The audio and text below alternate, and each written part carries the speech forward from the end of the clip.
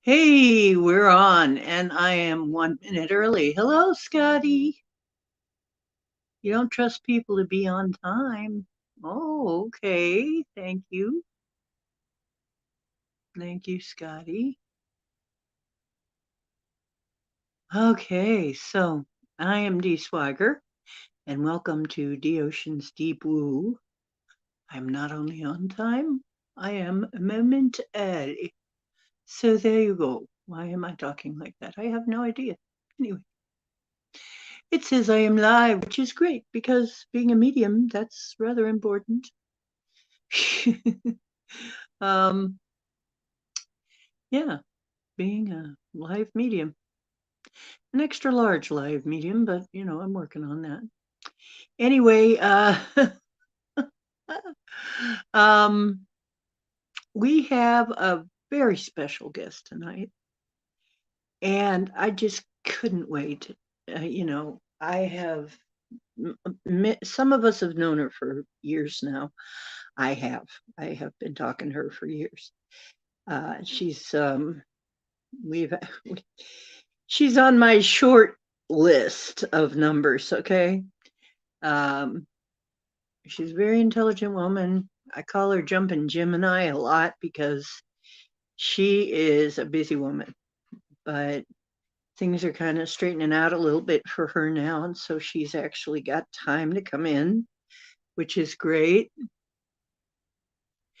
No, you're not sleeping. Yay!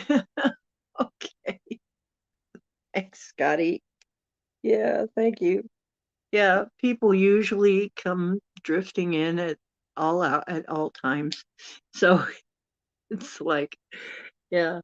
Um, Especially on Sunday, it's like Sunday is a strange day. You don't know what's gonna happen. There's so much going on, I guess, on a Sunday that, maybe some people just kind of get wrapped up, but so we've got, we were talking a lot of times. This happens. I am thinking about what shows I want to do and everything, but I talked to Gemini Moon, and it's all of a sudden it's like, gee, we should talk about that. Ooh, we need to talk, man. So,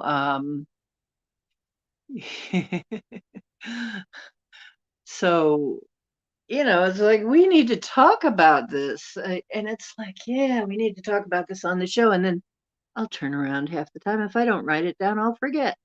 But today we were talking, and I said, damn it, I want to talk about this on the show because we were telling each other stories of godlike superpowers. Now, what do I always say?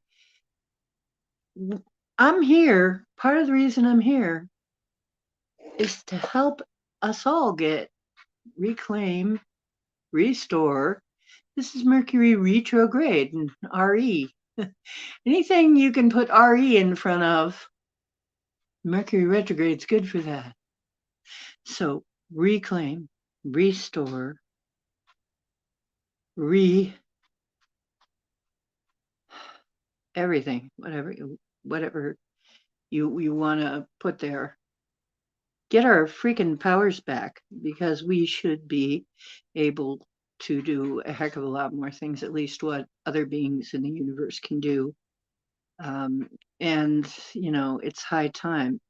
Part of the enslavement of our planet has been due to the fact that these have been curtailed. Honestly, we are so powerful in our native and true form that there is nothing that could stand in our way.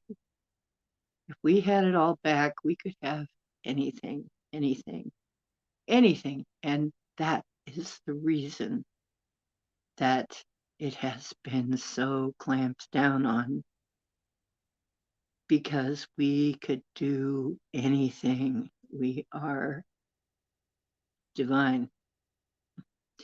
We have abilities far beyond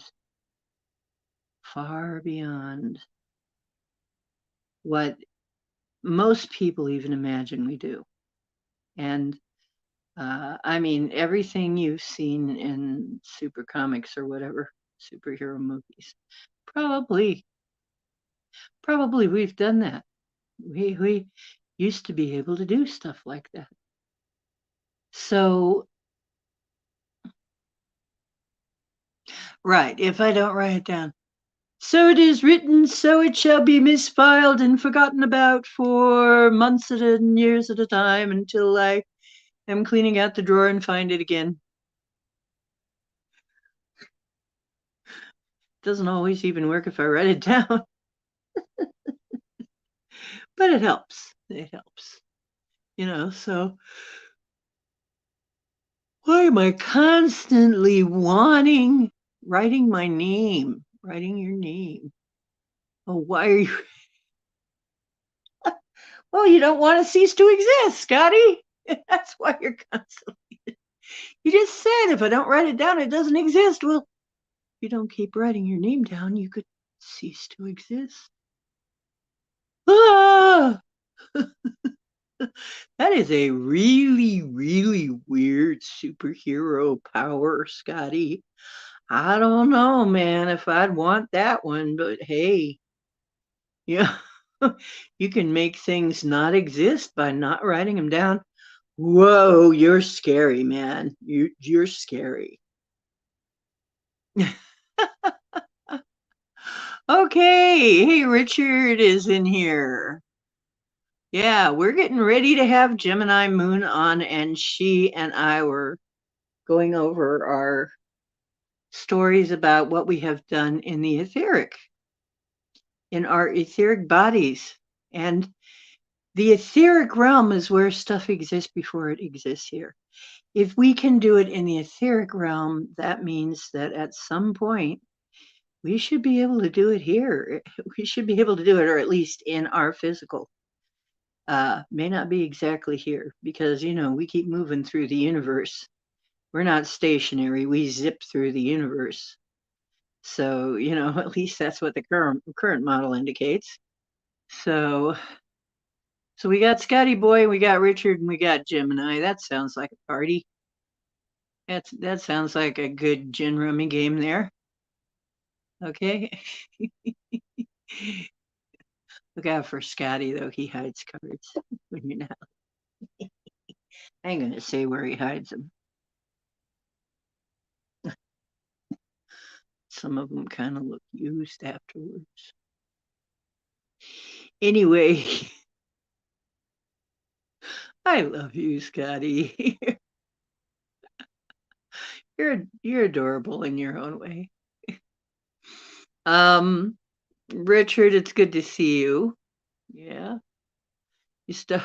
Yeah, CRS. Well, yeah, I think that's a lot of us, especially now. Okay, so we're gonna tell superhero stories. If you have a superhero story, let me know and I'll throw the link. And you can come on and tell us about yours too at some point, or if not tonight, some other night you want to do it. My email is right there under my name. So if you don't get too squinty eyed, you can probably read it. You might have to squint a little, but it's there. Yes. So,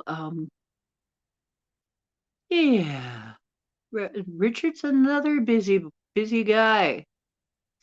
Jason was here for just a moment and we went out and ate and got did some rock shopping, gym shopping. Got him all interested in rocks and gyms now. I got a really nice piece of blue calcite around my neck that I wrapped myself. And we got to have ice cream. I got a hot fudge sundae. Ooh, I shouldn't be having those. It was good. Not supposed to be having them. I was a bad kid. Okay, I'm gonna put this is what's gonna happen. I'm gonna give people a little bit more chance to file in. I'm going to put on the intro right after I say, remember, this is just ticks. There are no ticks. And if there were, I'd never talk. But this is just tips, tricks, and hacks for playing that massively multiplayer holofractal total immersion VR learning game called Life on Planet Earth. Yeah, now it has nothing to do with real life, which exists outside the Matrix. Be right back.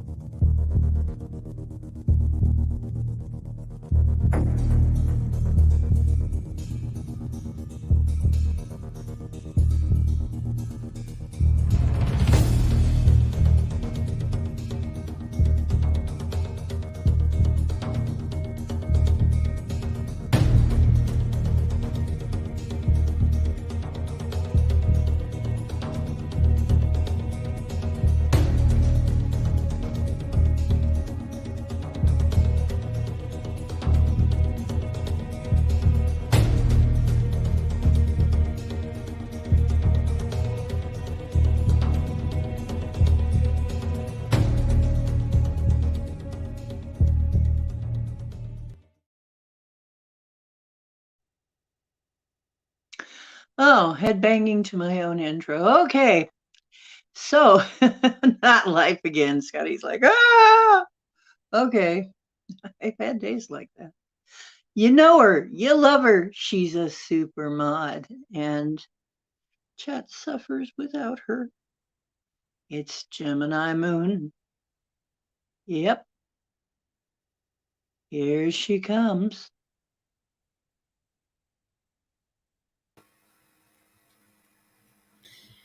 Hi, can you hear me? You are live. Yes, we can hear you. Perfect. How wonderful. Hello, everybody. Hello, and she is. What all are you? You're a massotherapist. You read cards. What else? I do a lot of energy work. So I get into people's auras and chakras and remove things that they're ready to clear. Sometimes we're having a counseling session, a spiritual counseling session, about where their life is going to go. So there's kind of a menagerie of different things that I apply with my clients. Maybe even a plethora. A plethora, like Dave Scott would say, yes. Yes, maybe even a plethora of things. So, great Scott, yes, maybe a plethora. And I know you also mitigate weather like I do. Yes, we play with weather and we play in the other realms. Because, like you had mentioned before, in the fourth dimension is where everything, the thoughts go and where everything is created. Yeah, or 5D or whatever they're or 4D or whatever they're calling the space right next to us, the frequency right above us. And a lot of things hang out kind of half in, half out of that frequency or density or whatever you want to call it. And different people seem to want to call it different. They get on your case. I don't care what it's called. There is a place, and you know what? I'm going to call it what the ancient shamans called it: dream time. That's what they called it. They called it the dream time. It's in between sleeping and waking. It's in between this world and the next one. The shaman, and that makes you, by the way, working in that way makes you shamanic automatically. Yes. So you function in a shamanic way as well, Gemini Moon. So that is the shamanic way of working. We work in the etheric realm to affect, and in this realm to affect this realm. Okay. And so the many things that we do in that realm do affect, they are connected. And literally things happen there before it happens here. It's um, it's the causal plane also exists, which is the place where everything exists before it comes finally into physical manifestation. So basically, what you do in the etheric really matters, and it really makes a difference, and you can feel it. So it really pays to get to learn your chops in the etheric, literally. Which is what we're going to be talking about, etheric stories. I mean, seriously, most people find their superpowers now. If you think about it, most things that we are needing to fight against or defend from or manipulate, um, that's where they hang out mostly. If we can beat them there, we don't have to beat them here. See? And so Gemini and I were talking, and it's like, I think that's really the way we have to go. We can beat their butts in that realm. We're good. You know, we don't need to beat them here. We can beat them there. It's just as effective. And if we beat them there, we don't have to beat them here. So let's get it. Let's get to it. Let's tell you what you can do. Oh, how do we even start? Hello, James Ortiz. And I mean, really, we're seeing a preview, what we can do in the etheric. We're seeing a preview of what we should be able to do at some point in the physical. So, Gemini, where do we even start? Well, What was your earliest? we'll start with you and I talking today how in the etherical and within our experiences in that realm that we're able to do a lot more than we're able to do on this realm. Um, Things come to us, and I was telling you a couple of experiences, and we were talking about, well, where does this knowledge and information come from when you're in that etheric realm to be able to handle some of these very interesting situations that we may come upon? Mm-hmm.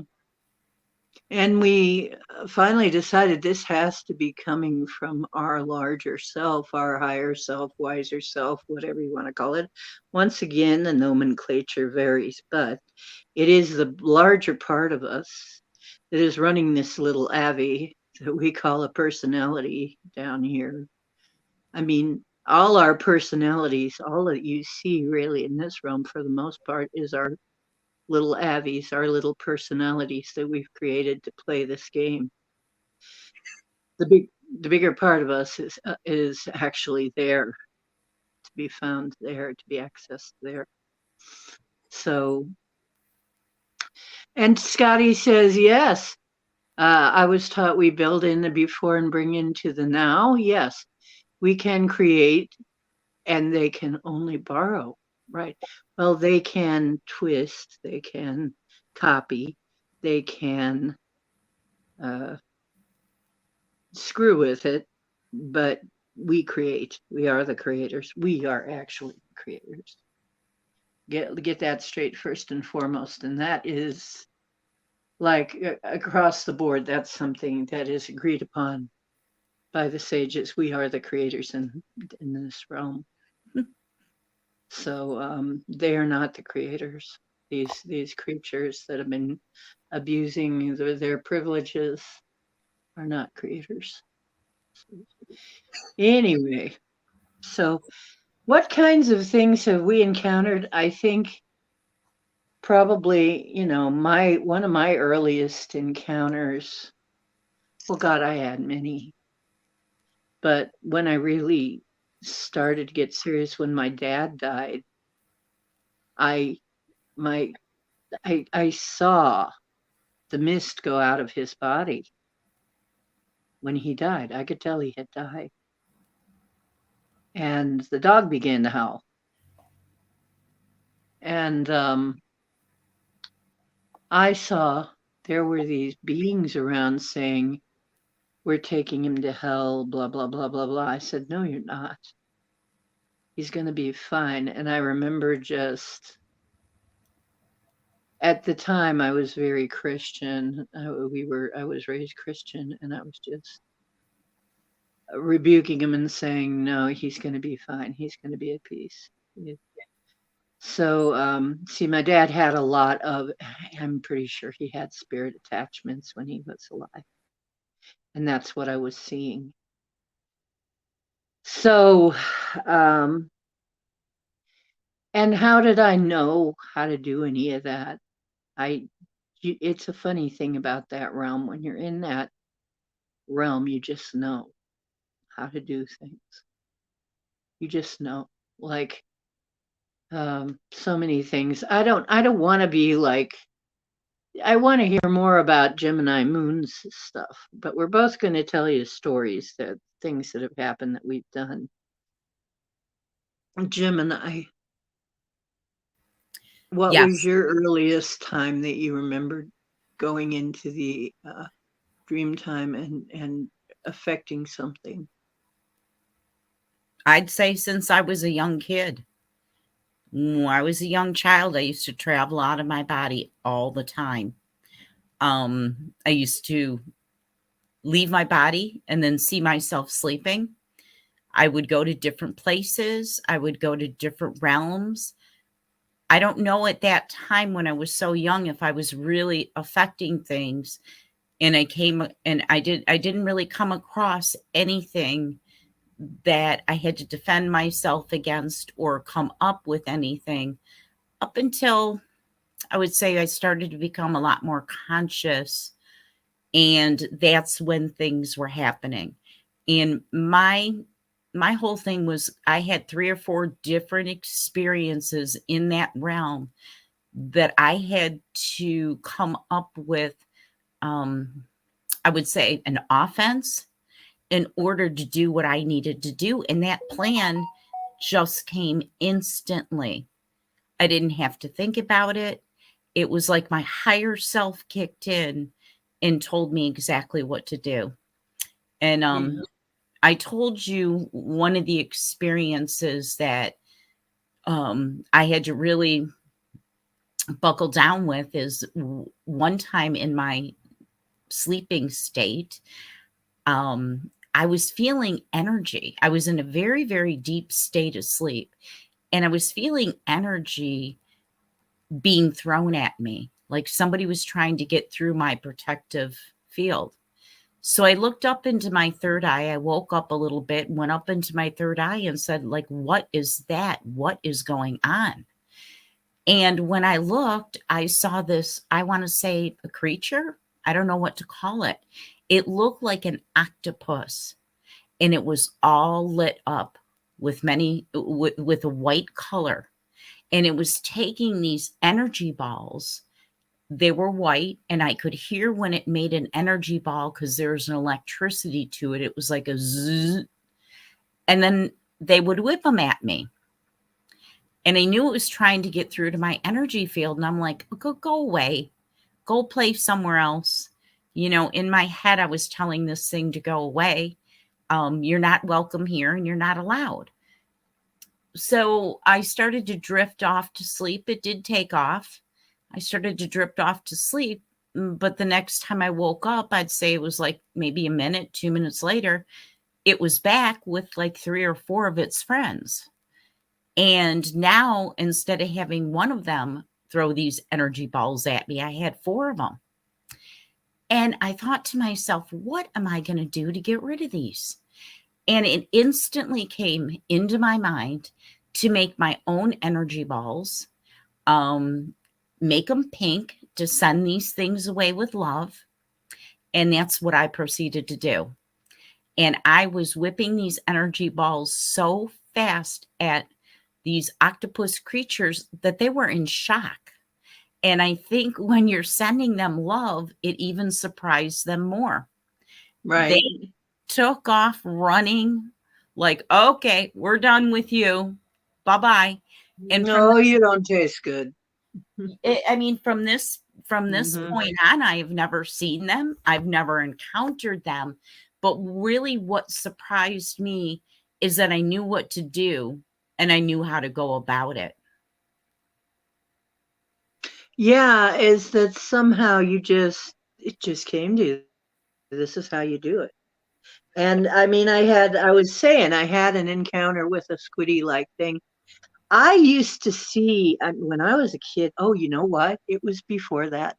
That wasn't the first time. There were other things before that. Oh, yeah. Gosh. I just kind of blank them out as being normal, but they were not normal when I was a kid. I would sometimes see giant spiders in my room, and I would have to get rid of them. I would see, you know what?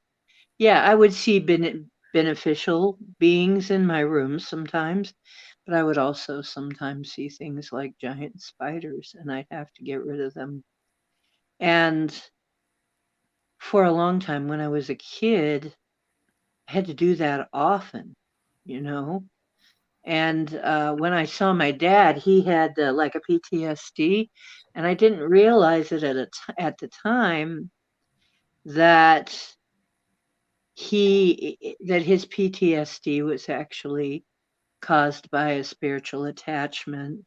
Maybe they all are. I don't know. Maybe everybody with PTSD has an attachment, but he would turn into somebody else when he'd have his fits, and I could see that, and it was pretty scary as a kid. Now, I didn't, you know, at the time, I didn't know what I was doing. All I could do was um, pray. That's all I knew. Uh, so there wasn't always a time when, yeah, there wasn't always really a time when I was aware of what to do. Come to think of it, there wasn't. There was a time before that. I'm trying to think of when it really developed that I started to know exactly what to do. Hmm. Yeah, because I had many instances when I had things. Wow, I had blocked this out. I'm glad we're going over this because I blocked this stuff out. I had to block this stuff out in order to live. That's another thing. I just saw today. It was a meme that it was a meme on my YouTube feed that says, uh, "I am freeing myself from the personality I created just to survive." And a lot of people were saying, "Wow, I saw this just at the right time." So did I. One of the things that I've been doing is freeing myself from a personality I had to create to survive. And that's one thing we do when we have shocking or very traumatic things happen. That's just the way that we get through it because you have to keep living somehow. And in order to not be stuck, you will take it and stuff it in a recess of your mind and maybe even create a personality around it that supports it or hides it or whatever, but it will shape your personality. It will affect your personality. So um, I'm trying to remember when it was that I started knowing for sure what to do. But there was also a woman that used to come, and I really think this was me going, maybe visiting myself back in time, because for a while there was a movement that was telling people to go ahead and visit yourself as a child, comfort yourself, and help yourself out so that you can feel better in the now. So I remember there was a woman who would come every full moon in my room and talk to me about different things. And um, she was all white. She glowed. white. And so she was helpful, actually. She always came off as being very protective. And she talked a lot about the weather, about why the weather was that way. So it's kind of interesting. But let's see. Dreams, meditation, you feel they are misunderstood. Yes, I believe they are too.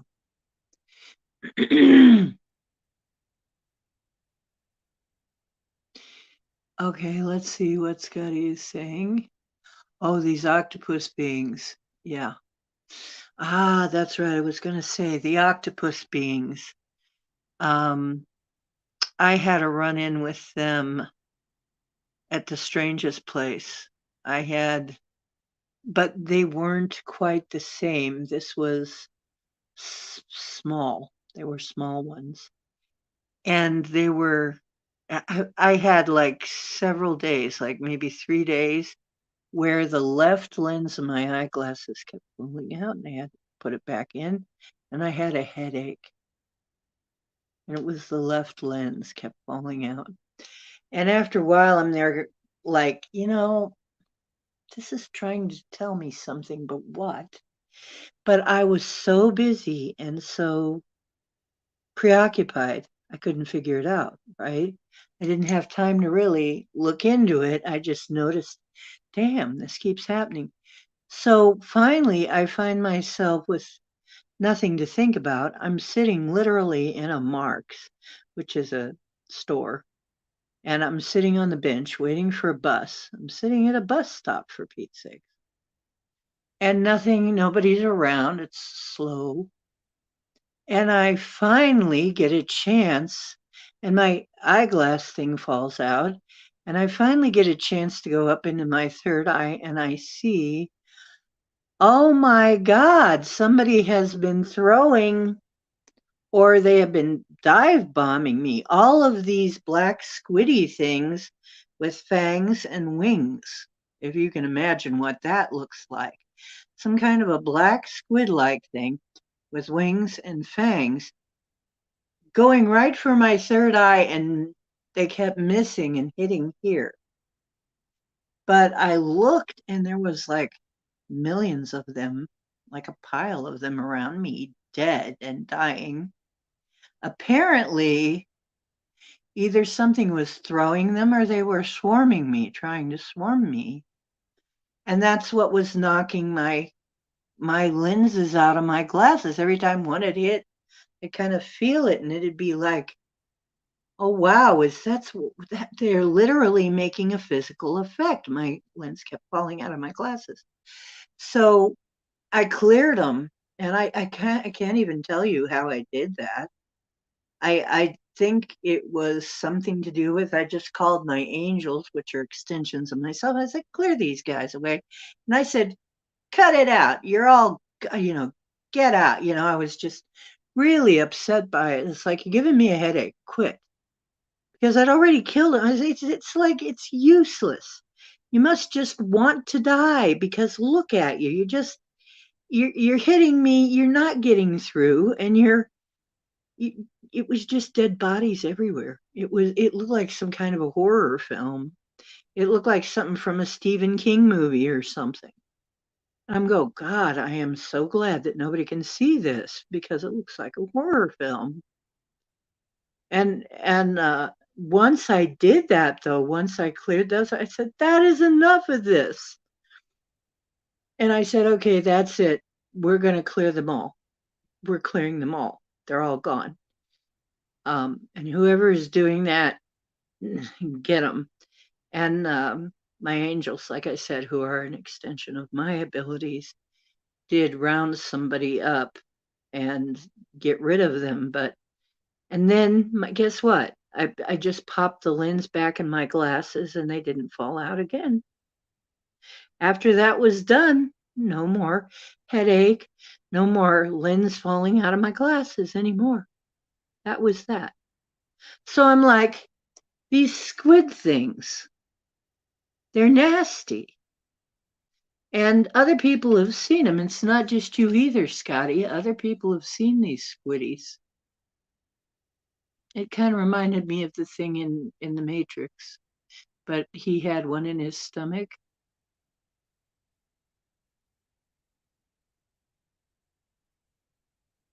Like a night walker.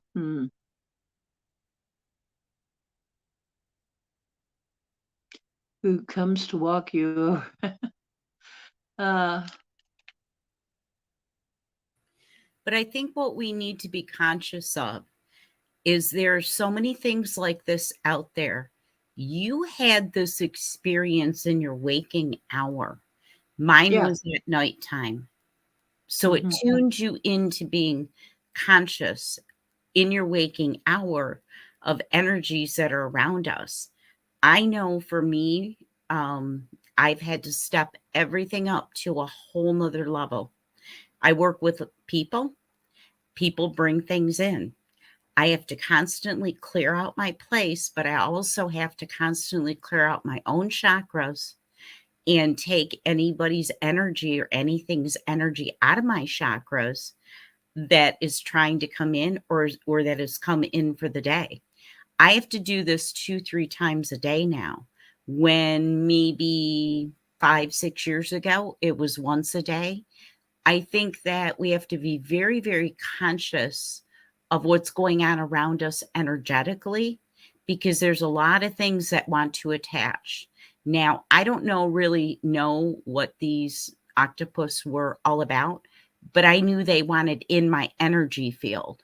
And I also knew that they wanted to suck my energy field dry. And it was like, no, I think you better go find something else. What mm I've learned, probably like you have learned through some of these experiences, is that our higher self is ignited.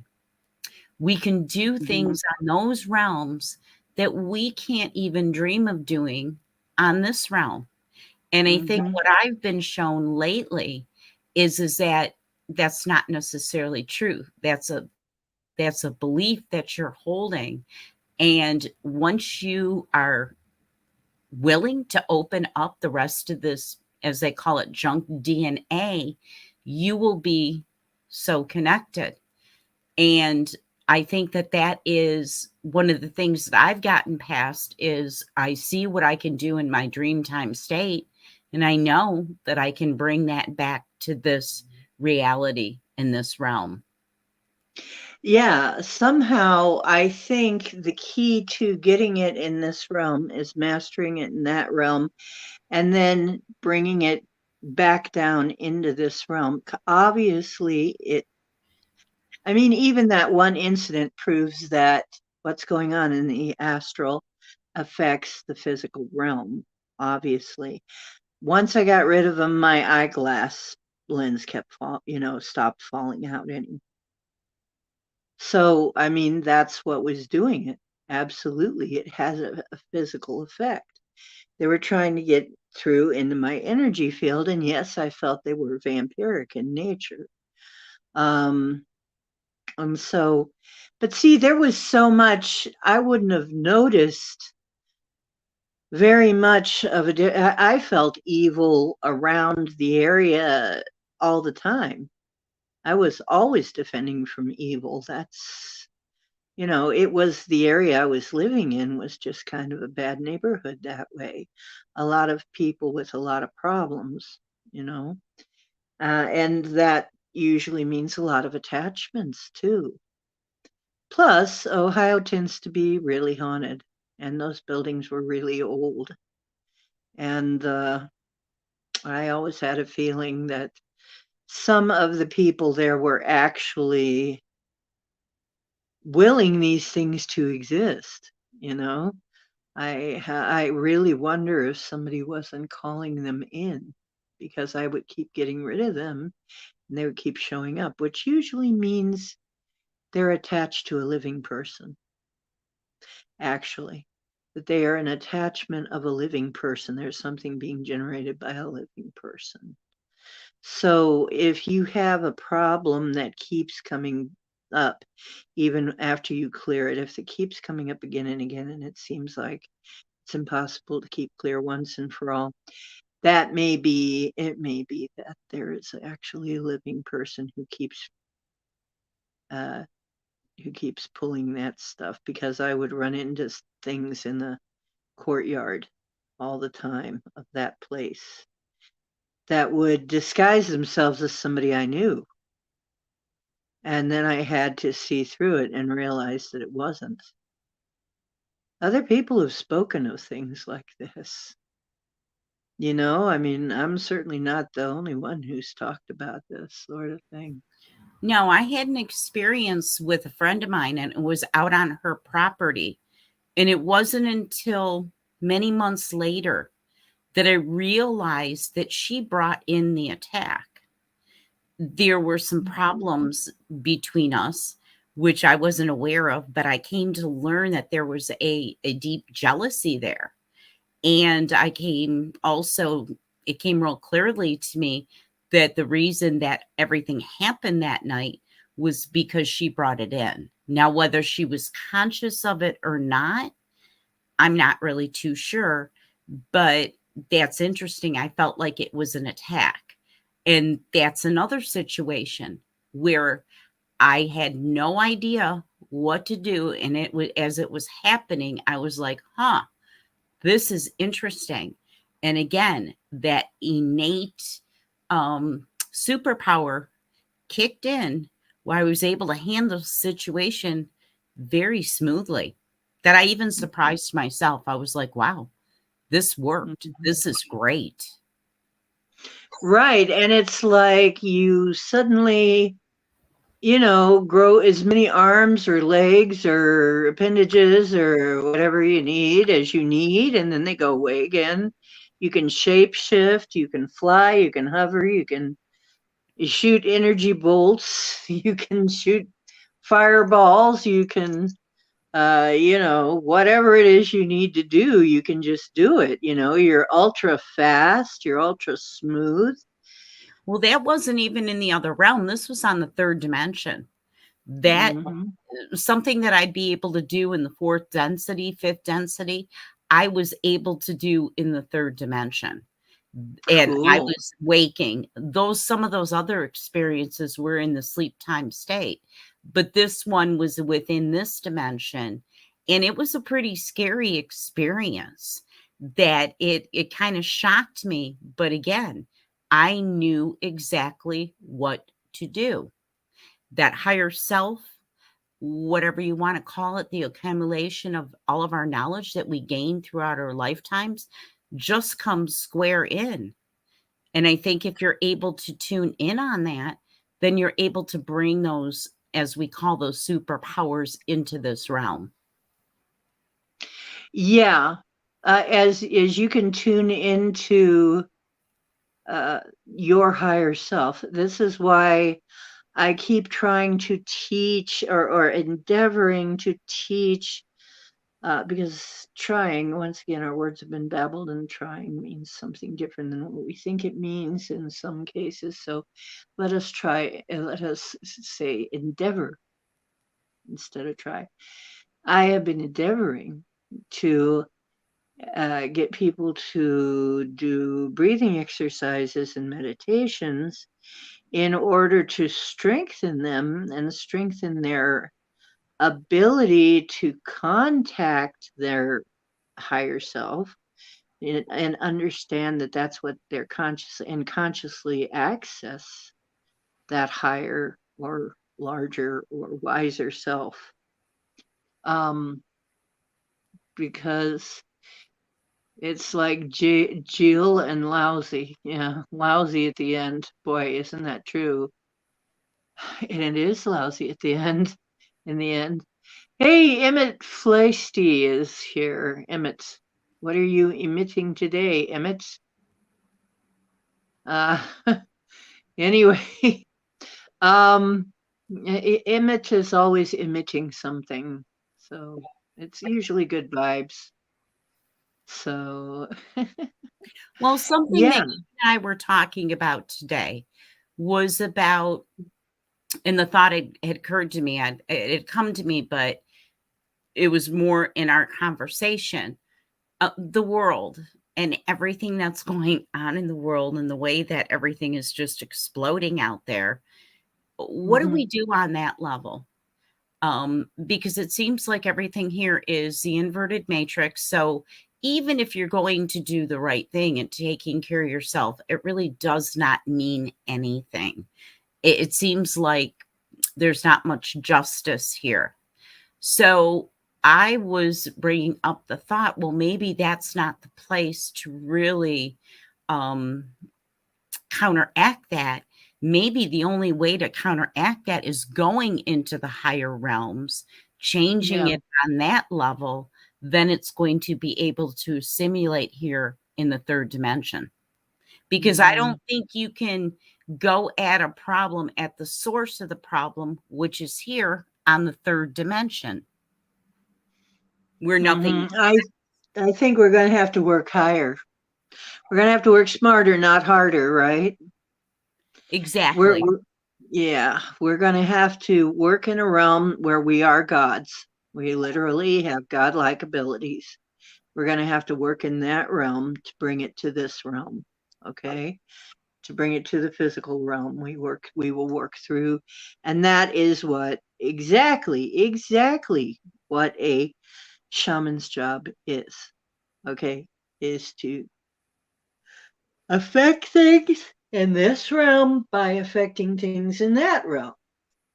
And that's what we've done for thousands of years.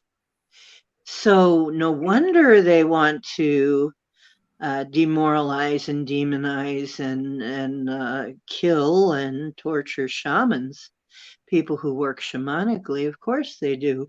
What if that is the way to beat them? What if that is the only way to beat them? Because physically, no, no, we're a lot smaller, and et cetera, et cetera. But really, in that other dimension or density or frequency, we can be as big as we need to be because we're infinite. I have grown so large. There was the time that a destructive storm was coming.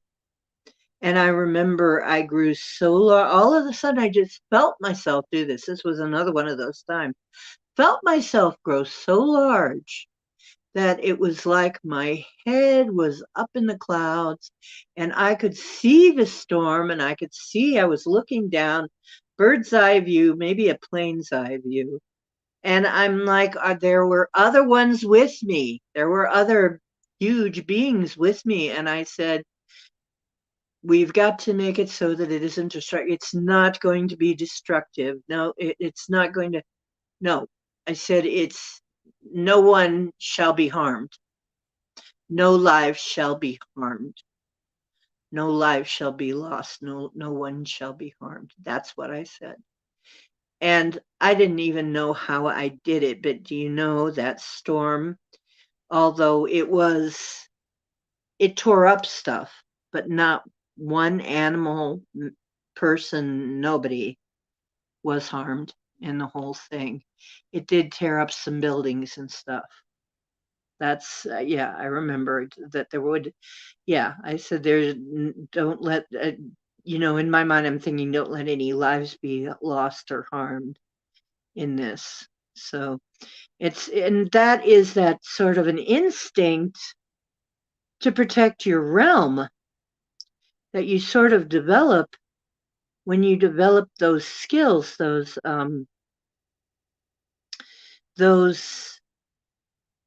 how can I say it, shamanic instincts.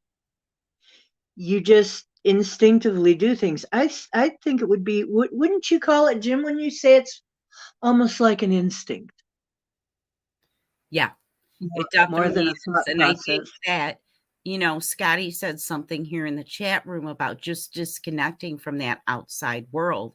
And that's exactly what we have to do as much as we can. We have to Mhm. learn how to connect it to the inside world because that's where all the wisdom and the knowledge is. Mhm. And being settled Yeah. with ourselves, going into the meditation and doing those practices. because that's where you're going to get your inner peace. That's where the knowledge comes. That's where the download comes. All the stuff on the outside is just a distraction to keep you from going inward. Because if we all really gained that power and knowledge within ourselves, we could take the system down in a blink of an eye and Absolutely. rebuild a better system. Right. And I think we can do that. And I think enough of us together, it could happen in no time. It could happen in an eye blink. It could happen, Yes. very quickly, very, very quickly.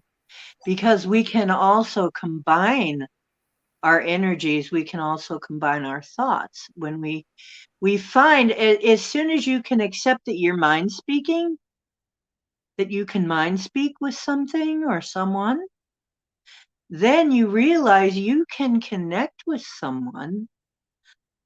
And heck, I have cleared places out, like I've cleared places. Oh gee, this was a long time ago. There was somebody on the bus that I was talking to, this poor lady.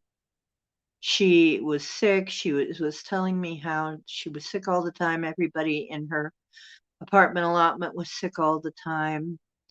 And she said that she had a poltergeist. It was violent. It would throw things. It had been on the news.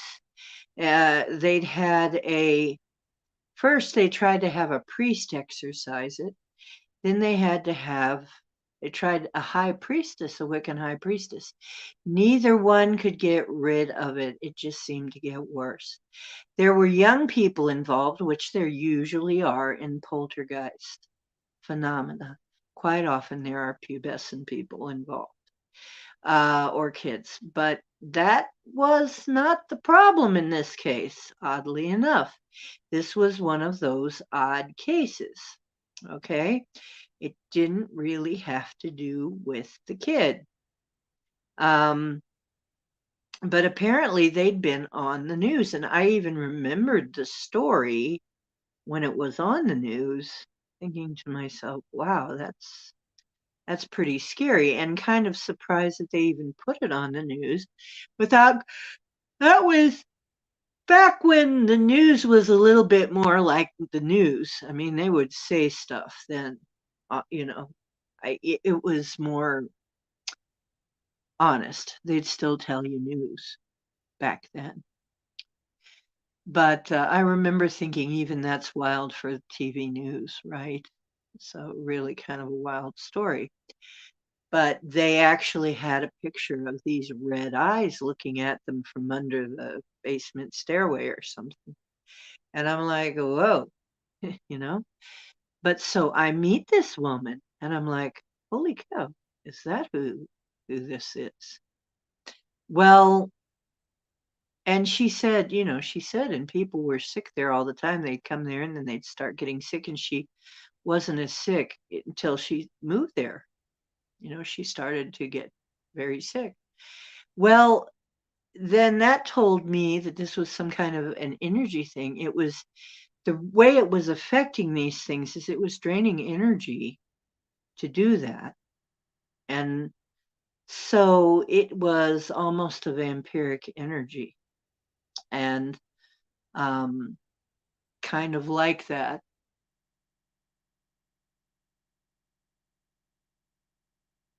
Oh, something was messing with you while you were trying to remote view. We wanna hear that story too, Emmett. Yes, right. So anyway, I said, okay, I'll help you. You know, and we exchanged numbers. She went to her apartment, I went to my apartment. And I called her. And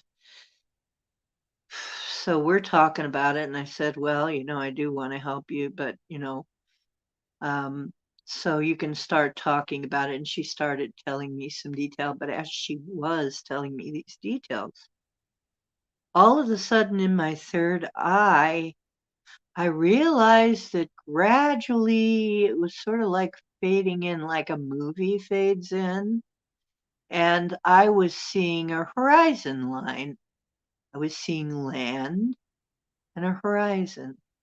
I wasn't seeing buildings or anything, though. I was just seeing the land. And I was seeing these figures. They started appearing, figures of people. Some of them were dressed in very old style clothing. There were men and women and girls and boys and, everything from very young people to very old people. There were maybe 35, 40 people. All of a sudden, there they were. And I'm like, whoa, yes, I see what you've got is a big collection of souls here. And to have this much in an area is not healthy. Uh, to have this many what we call earthbound souls, we call that earthbound. See, they have not left the earth realm. They have died, but not left the earth realm for various reasons. So I started asking them. Now, of course, I'm not even thinking about what I'm doing, but I'm kind of telling her, oh, yeah, I see them. And I'm talking to them. I'm trying to find out what the story is. And I remember, I was talking to various ones. I was talking to an old man, and he looked like some kind of a farmer or something. And he was afraid to go on because he was afraid of eternal punishment. And you know what? A lot of them were afraid of that they were going to be punished for something or other they did in life. Whereas there was a child that said she was waiting for her parents to come get her. And I told her, well, um, I think we can find your parents to come get you. Would you go with an angel if I got an angel to help you go? Would you go on? And she finally said yes. So all of them, I had to kind of each one of them give them. And I said, look, I've been dead. I just want you to know I have died already once. I came back, I revived. It's not bad. I've been there. There's nobody waiting to harm you over there. Um, you're not going to be judged. You're going to have a review where you will look over things, but you're not going to have, somebody sending you to hell or anything. I didn't see anything like that over there. I don't think you have anything to be afraid of. Please believe me, your families are probably missing you. And I hate to tell you, but most of you here, by the looks of you, you've probably been dead over 100 years. This is, I told them what year it was.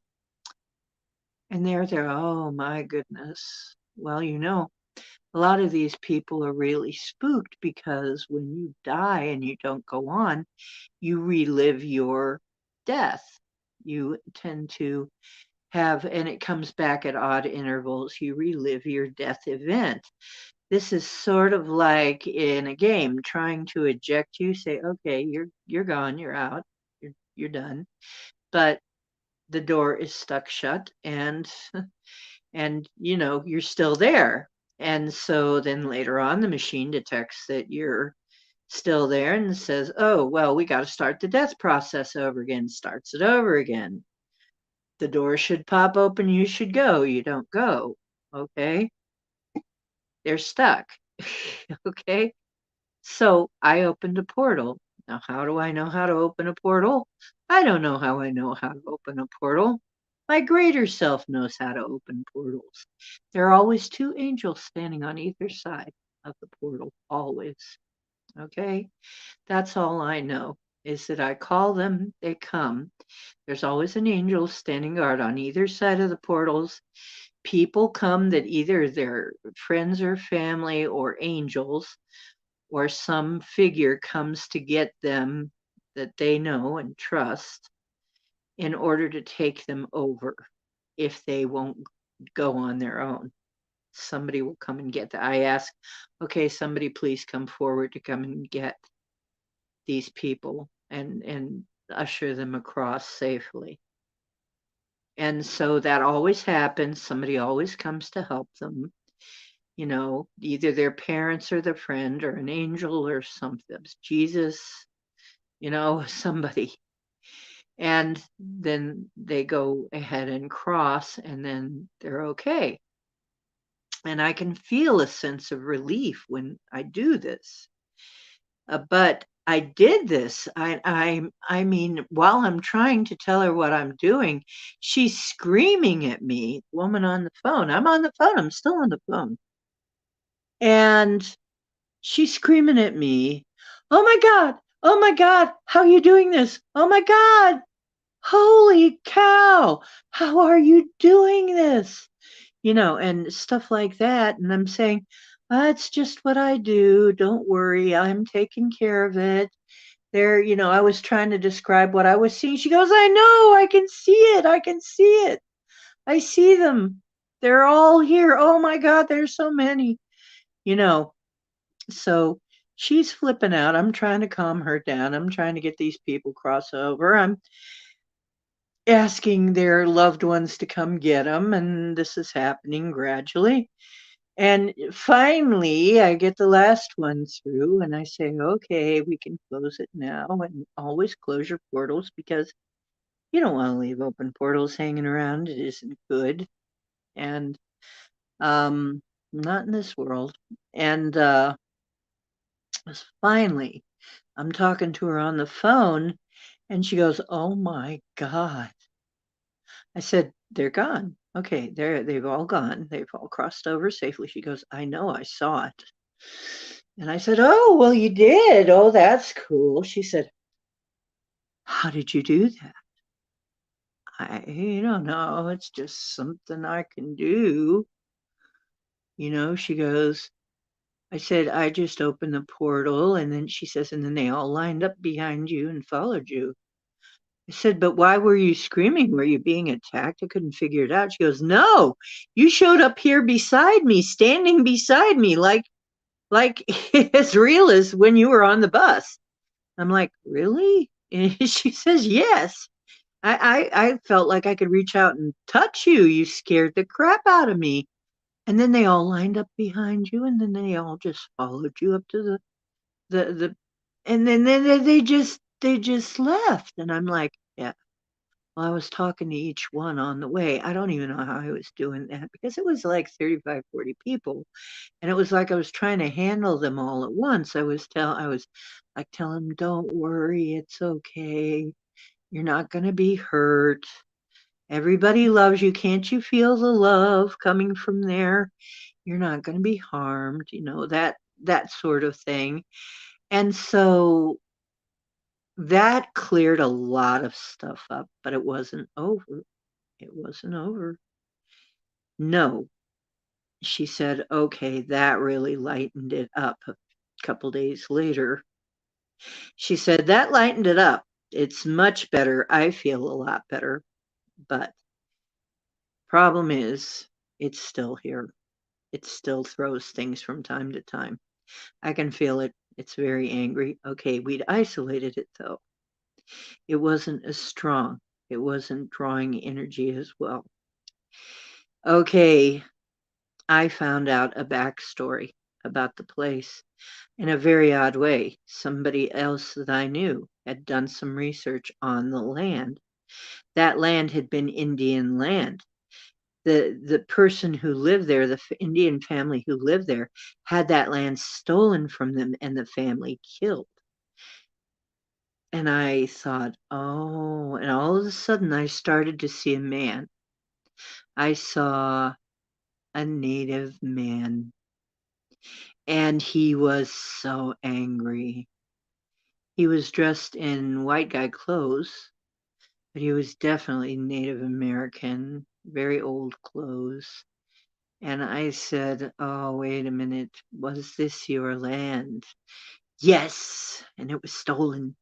they stole and killed my family. I said, do you realize that? I was hearing that, but not hearing it. He wasn't really saying it. It was just like that feeling, yes, confirmed. That's what happened. They killed my family, stole the land. I said, do you realize that this is a low income place, which means that it's a place where the only people who live here are people who are very poor, very old, and very sick, and they can't afford to live anywhere else. And they don't even know the people personally who own this land. And so the people that you're taking all this anger out on don't even know the story, don't even know the background, and don't even have anything to do with the whole story in the first place. The people who own the land, I said, do you realize how much time has passed? By the look of your clothing, at least 100 years. Don't you think maybe your family is lonely for you and wondering where you are? Don't you want to be with them? You're punishing people that absolutely have no idea why they're being punished. And he just, I said, brother, your family misses you. And there was this look. And he nodded, kind of gave me this, like this. And he kind of looked at me like this, like, okay, I get it.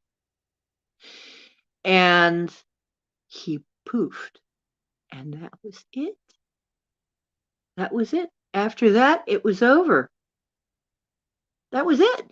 And I'm like, holy cow. And I told her, and she said, yeah, it's over. I haven't had anything happen now. I haven't had anything happen in a while. I can feel it. It's over. I feel a lot better, actually. And I'm like, yeah, you will.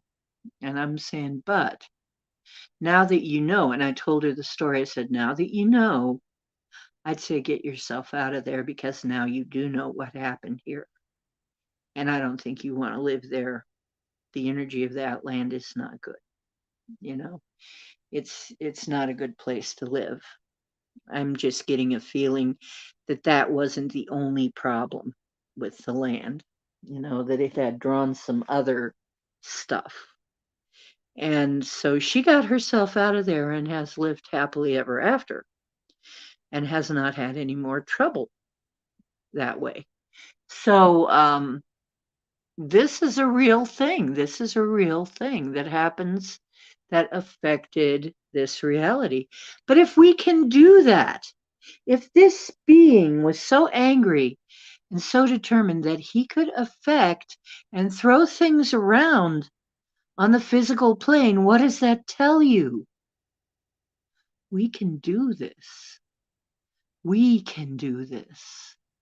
Here on this plane, we can do this.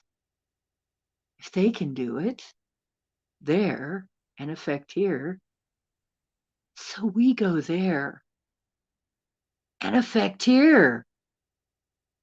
Exactly. I'm like, and when Gemini said it, and she said it so eloquently, I said, Jim, that's very eloquent. That's how we do it. Because you said, exactly how did you say it, Jim? I don't remember. And I don't remember. And I do remember you saying that, but I don't remember. I think I just said if we can bring down those elements that we can do in the dreamtime state, then why can't we do it here? I said everybody needs to be using their superpowers right now. And from what I understand, there's a lot of clearing on this planet that needs to take place. There's a lot of spirits that hang around. So if you've got the ability to clear like you do, that was just an innate instinct. That was a great story. I mean, that was just that's so interesting how you brought those gifts into this realm. That's exactly kind of what we have to do. When I travel, I can feel where the energy needs to be released. I can feel that things need to be cleared. And from what I understand, and I think it was, I'm trying to remember which interview I was listening, Barry Littleton was stating that he believes that there's a lot more spirits hanging out in our etherical realm that are attached to the earth than there are people on the earth presently. So I think that that's a really good point that you make up, or that you're bringing up, that we need to be conscious of clearing this energy out, because we're living on layers and layers and layers. And if you come to a property like that that has so much of a problem, then you understand where everything's coming from. Yeah. And which moon came in? Hi, which moon? Scotty is saying, Emmett is saying, D, he needed to let go of the anger. I wonder if ghosts are not from emotional trauma. Yeah. I think probably yes. Can be. Yes, it can happen that way. Because the surroundings, the land, it is said that the native wisdom I've been given, some of it says that the water and the land remember. Okay. So it's like it records. It records the vibration, the frequency. So many times you'll find a haunting will take place somewhere where very strong emotions were going on, usually negative ones. Maybe some of these miraculous places are very similar. Maybe something very wonderful and miraculous happened at those miracle places, you know, where people see miracle stuff happen. I don't know, maybe that's, but it would be, wouldn't it be like vibration attracts like? The things of similar vibration would be all kind of clustering together, perhaps. Is that a way? Scotty says if all is energy and energy can't be destroyed, then where does all of our created things go? Well, they get recycled, I guess. And Emmett says, lately I've been dreaming of dead friends. They think I'm a ghost. And maybe to them we are. Now I want to address what Scotty's question was. This is what we were talking about, is the creation. Mm-hmm. When you create it on a higher level, with the love and a really good intent in your heart, it's created on a much different density, a higher density. Then what happens is it comes back recycled and comes back down to us here. That's why they say be very careful of your thoughts and what you're putting out there, because it's just going to come back to you. And I don't know if that answers your question. That's just, in my experience. Yeah. Yeah. Energy is never is destroyed or created. It just comes back in a different form. And so, everything that we make that then passes away, passes out of our world anyway, comes back in a different way. So, yeah, and what frequency you're using, what kind of energy you're using has a bearing on it. And this is interesting. Emmett talking about dreaming of dead friends, and they think Emmett is a ghost, and Emmett has to tell him, no, you're the ghosts. And Scotty says, I've been fighting in all my dreams. Interesting. Interesting. Right. Yeah. Well, that's a very interesting effect. And possibly to them, we seem dead. I mean, I know that they're very lively there. I mean, I run into that all the time. They're quite lively. They haven't stopped living at all. And when I saw Brian, who is from Milky Way Weekly, when I saw him on the other side, he was racing around in a race car. He had the suit and everything. At first, I thought, am I seeing a guy in a spacesuit? No, it was a racing suit. He takes off the helmet. Here's it's Brian. It's Brian. And I'm like, Brian, oh my gosh, yeah, everybody just, misses you and wants to know you're okay. And he says, I'm fine, don't worry about me. And then he thinks a minute and he says, in fact, just don't worry, like that. And he laughed and smiled. It's like, just don't worry. Quit worrying, you silly people, you know? Uh, he was a character. He still is a character. You might be the one who's asleep. Well, that's funny because are you a butterfly dreaming you're a man or a man dreaming you're a butterfly, or are you a person dreaming you're alive when you're actually not? Or what is exactly going on? Can we prove it? Can we prove it? Can we prove that any of us really are alive or dead? For that matter. I mean, our bodies, yes, but our spirits? If our spirit goes on forever and is eternal, then yeah, so many people, they die and they're shocked. I've heard of this more than once. I've heard a lot of stories like this actually now, where people die and they're surprised to find out they're still around because they've been told they're just going to end. They're just going to go poof. It's going to go black and that's going to be it. That isn't what happens. They're still around. They just don't got a body now. You know? It's like, whoa, dude. Yeah.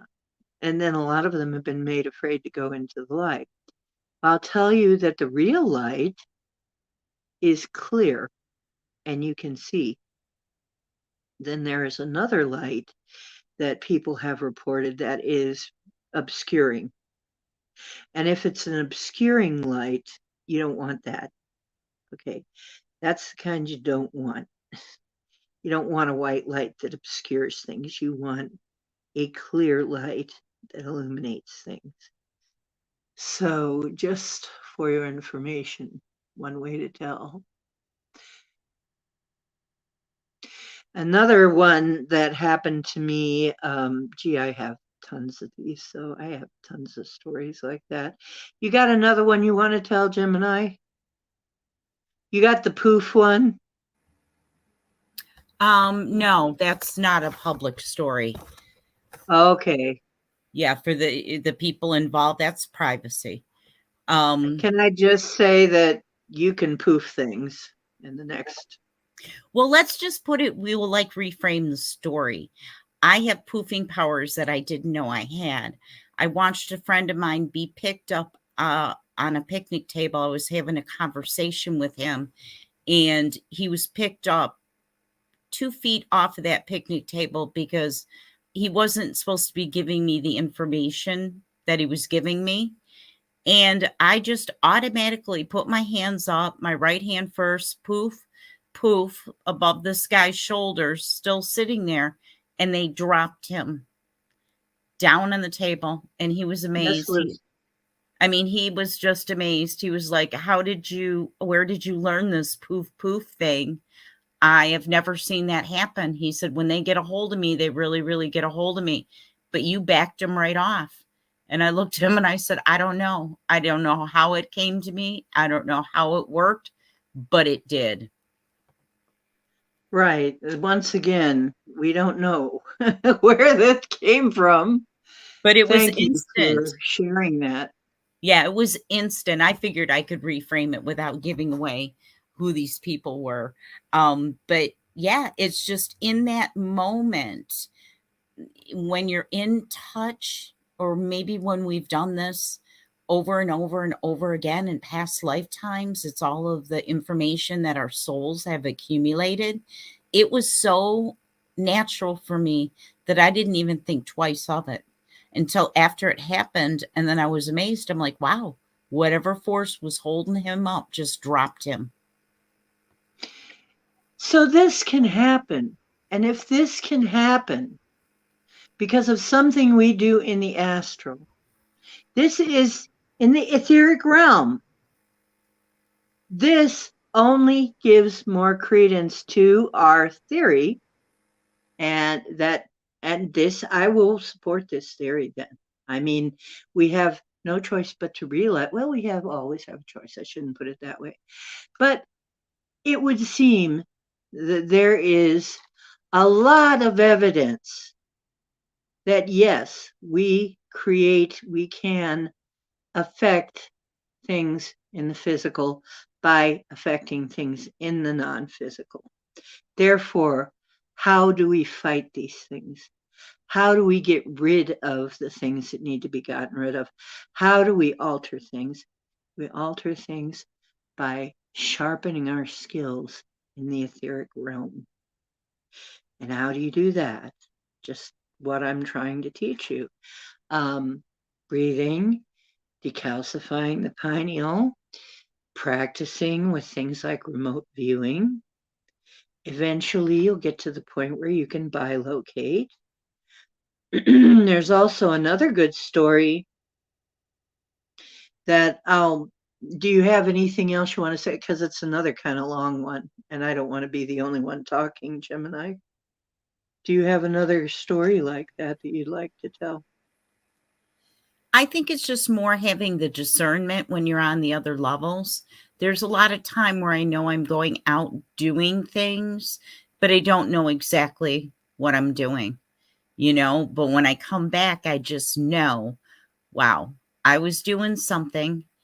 I have a lot of clips of clearing energy all around the planet.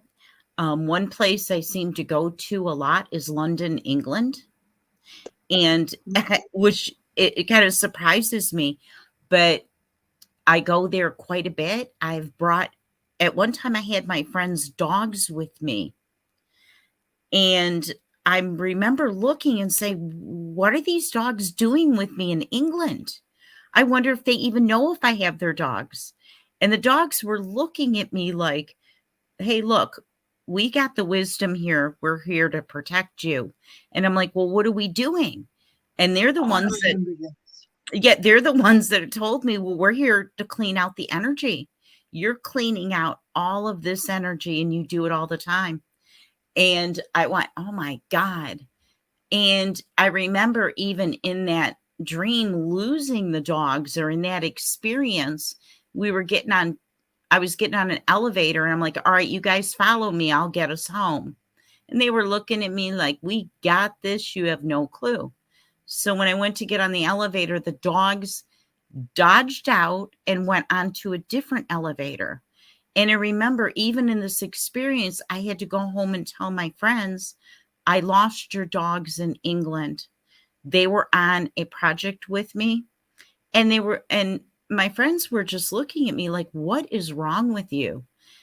And all of a sudden, both dogs jumped up on my lap and they looked at me like, "Yeah, we told you we had this." And so I thought that was very interesting. I've had a lot of animals assist me in my nighttime travels, and animals that I know on this earth plane. Absolutely. It's something that I have many times, like, I'm pretty sure that my cat has helped me. I have had, here's an interesting thing people don't realize. Humans and okay, I should go back even further. Um, Back in the days of early Star Wars, which did exist, ancient Star Wars, that happened.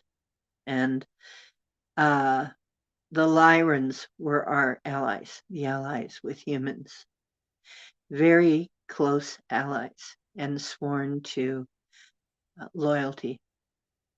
And they actually helped in the wars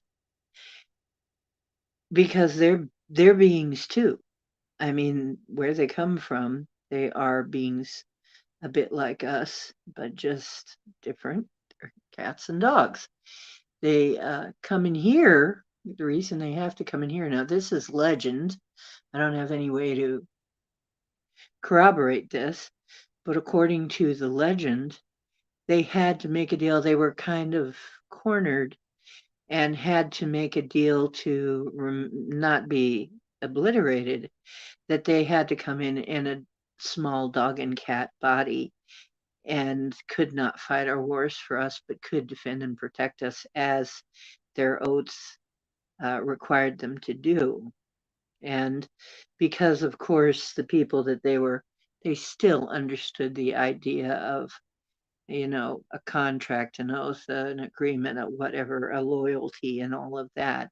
So they allowed them to keep their loyalty, but they must come in as a cat or a dog on in the way that they do now, instead of as a cat person. So that is the legend.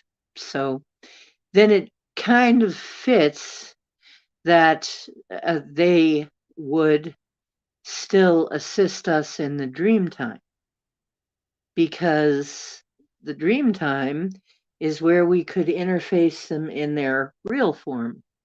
Okay, we could interface them in their because they have abilities too. I mean, we're not the only ones with abilities.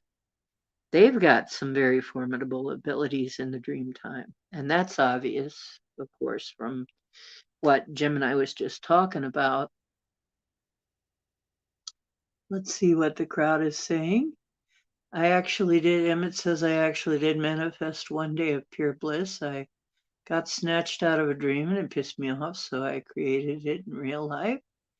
And it was much better anyway. Oh, good. Yes. Scotty and Emmett are saying some wonderful things. When you understand, Scotty says, all is mind and the universe is mental, then you understand that anything is possible if you think it can happen. Yes. So hanging out, transmuting everything. Yes. Gigi Young, we'll have to look into that. I wish one of you was a mod. I can't do it from here, but yeah, I think I'm gonna knight Scotty boy with a wrench. I'm gonna smack Scotty with a wrench and he'll look a little blue, but then he'll feel better. Scotty, and I can maybe knight Emmett with a wrench. So can I interject here, because I do have to leave. Okay. I've got to end my conversation. I got a really early morning tomorrow. But thank you for having me on. I wish we could have emulated our conversation that we had this morning, because it seemed like there was so much information that came out of it, but I know you got this. Okay. And you know what? The other thing is too, Gemini, is we could never exactly emulate it, but just bringing it up and having you corroborate me. It's one thing for me to say it. Okay. For me to say I've done this and I've done that. But then to have you also come in and say, well, I've done this and that too. And to have the chatters say, I've done this too. That's important. That's powerful. It's very powerful. But I think if you got everybody on that comes into the chat, they would tell you very, very interesting stories. And we all have our different realms that we've worked in. And that's why this is such a great group, because there's a lot of information exchanged between all of us.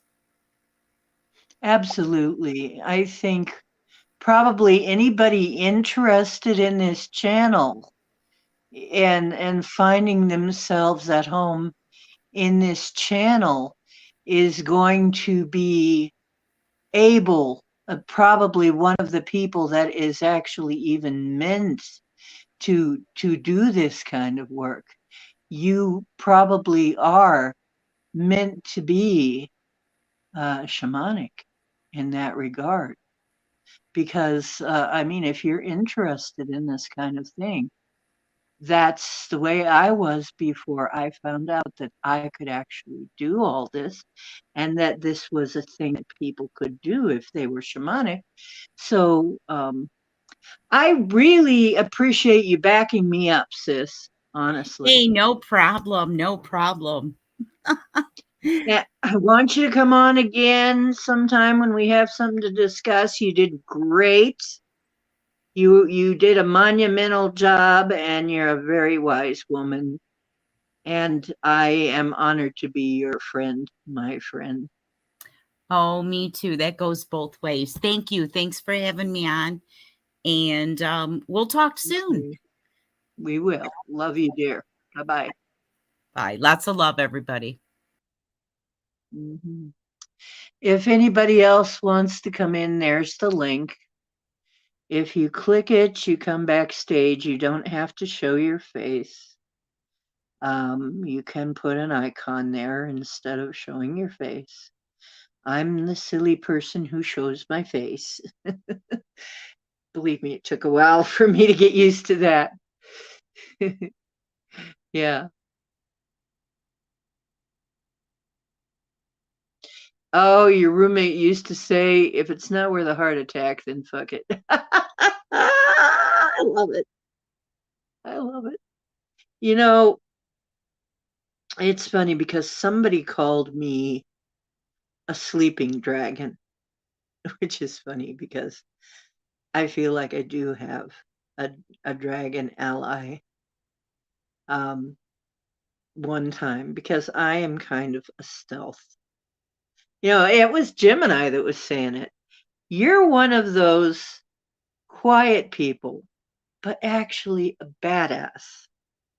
And I said, it's funny you should say that because, yeah, I'm kind of stealth. I'm one of those really nice, I'm nice, I'm kind, I'm smiling, I'm happy. Most of the time, I'm happy. And I don't hurt anybody, but, it's like, you want to fuck with me? Oh, yeah, you can come. Come on in. Come on over. Come on, come on, come on. What happened? Oh, yeah, you're gone. It's just like, boom, bye. That's the way it is in the spirit realm. When something bothers me, it's like, oh, yeah, you can come. Come here. Come closer. Come a little. Now you're gone. You're just out. It's over. Um, that's the way it often is. I mean, that's the last thing that attacked me here. And I never got attacked since. Is it tried to attack me in my sleep and masquerading as my mom. Then it turned into, but I could see it was actually not my mother. Um, and I just manifested a sword and just, you know, grabbed it by the hair and just, that was it. Um, and that was the last I ever heard of anything around here. That was the last time anything ever bothered me. As a matter of fact, I can't think of anything really bothering me ever since. I think I had done scared, finally got the fear of God into them. And who's God? I am. And so are you. We're God. Remember, we're God. Putting the fear of God into somebody, what does that entail? Don't screw around. You're liable to find out that you will be gone. What did you can't really destroy anything in that realm as far as that's concerned. It goes back to be recycled. So, you know, but the thing is, it's like I guess I am a badass in that regard. As a matter of fact, I was even told. I remember getting my friend and I decided to flatten a tsunami once because we didn't want to endanger some people that we knew on the coast. And we got it flattened. We got a tsunami warning canceled. And she's there, are we really that powerful? And I said, apparently we are, because as you said, about 5 minutes ago, there's a tsunami warning, and now it's saying canceled. She goes, "Whoa, that's amazing." I said, "Yeah, but think what we can do with that information. If we both agreed that this needs to not be, and so it wasn't. What else can we do?"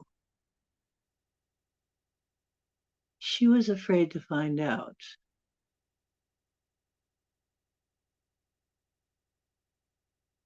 You use camouflage. Okay, Emmett says I use camouflage and force fields. Well, I do too.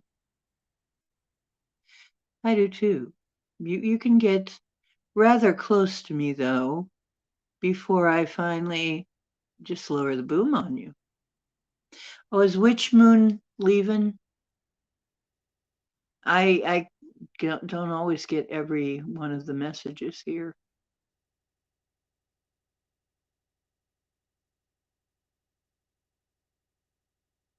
1:35. Well, we've been on for an hour and a half already. Didn't seem like that long.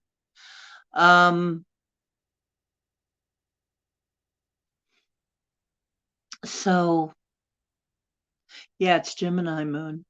So yeah, she usually listens to this and falls asleep to the when we have the she's one of the ones that falls asleep to the meditations that we have. If you're not being yourself, well, first I guess you got to find out what yourself is, Scotty, who yourself is. But I wouldn't worry too much.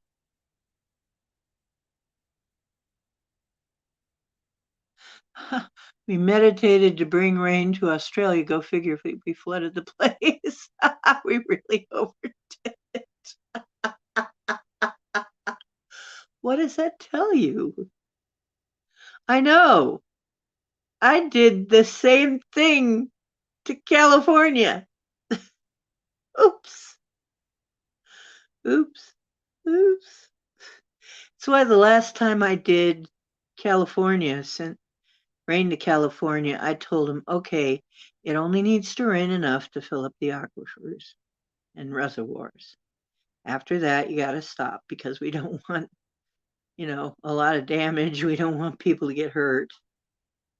But once they get started, they sure love to rain. See, that's the thing. That's one skill, is getting it to rain. And you can do that. You can. If you tell the nice little rain spirits, and they are sweet beings, they are very dear to me. If you tell the rain people, the cloud people, that somewhere needs to be rained on, they're usually pretty happy to do that. But once they get started, they have so much fun that getting them to shut off is another story entirely. Oh my goodness. Yeah, you can overdo the rain thing.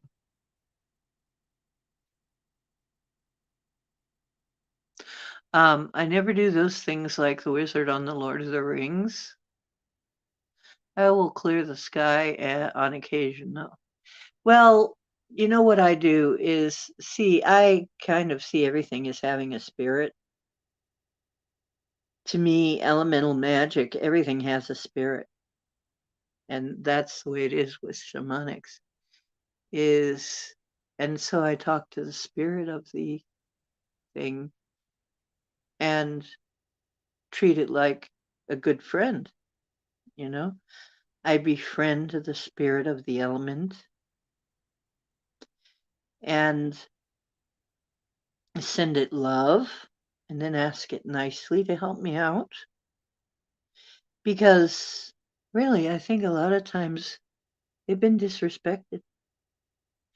The spirits, the elementals have been misused, abused, and disrespected, and I don't think they like it any better than we do.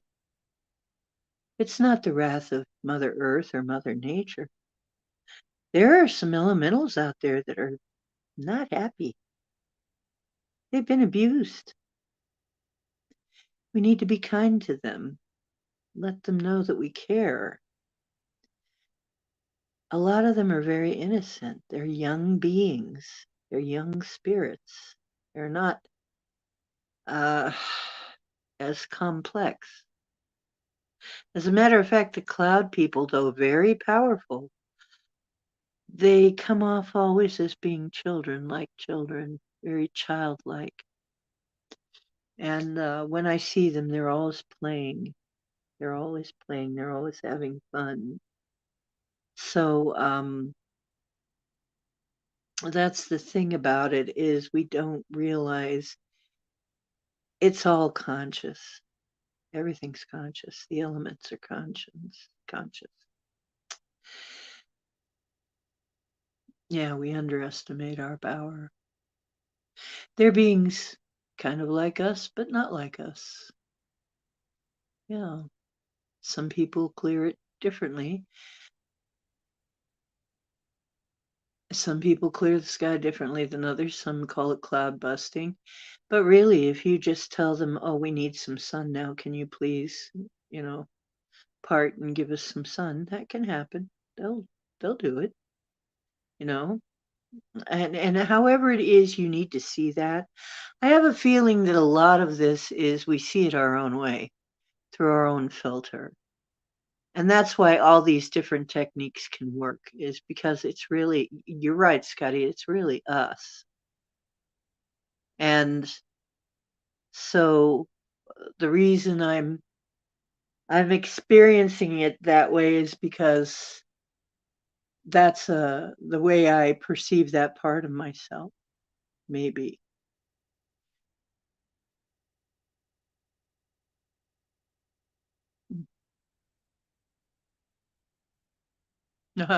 It's raining, Master Dwarf, and it will rain until it's done. Yes, we do. We underestimate our own power. And I think, once again, I truly believe we were meant to be the stewards of this place. That we were meant to be beings that watched over things and, directed the elements, directed how things went in nature. We see maybe there needs to be a little bit more of this here and a little less of that there. And we need to, regulating things just kind of, we probably had a nice job here keeping things on an even keel, and that was disrupted. Okay, and that's how it got out of balance, I think. Can't prove this, but this is just something that feels very true to me, is that we were really meant to be the stewards of Earth, and that we will be in the future again. When we come into who we really are, we will once again be the stewards of Earth and work in harmony with the elements and work in harmony with the planets and the Earth herself and the stars and the rest of nature, take our rightful place in nature and not be destructive anymore. I really believe that that can happen, that that is our destiny finally on the physical plane. You shall not pass. It's only a flesh wound.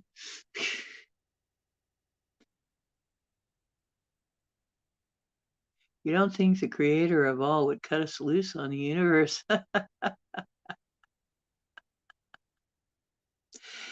I was all Gandalf mode last night. You shall not pass.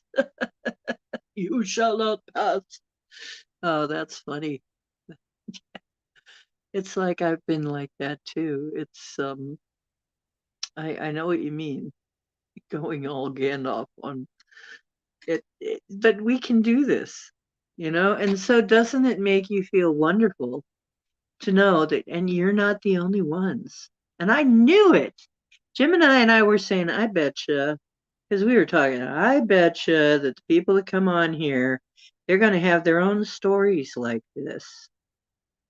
That, it's like every one of them that come in here and chat and have an interest in this sort of thing, every one of them can probably do this kind of thing.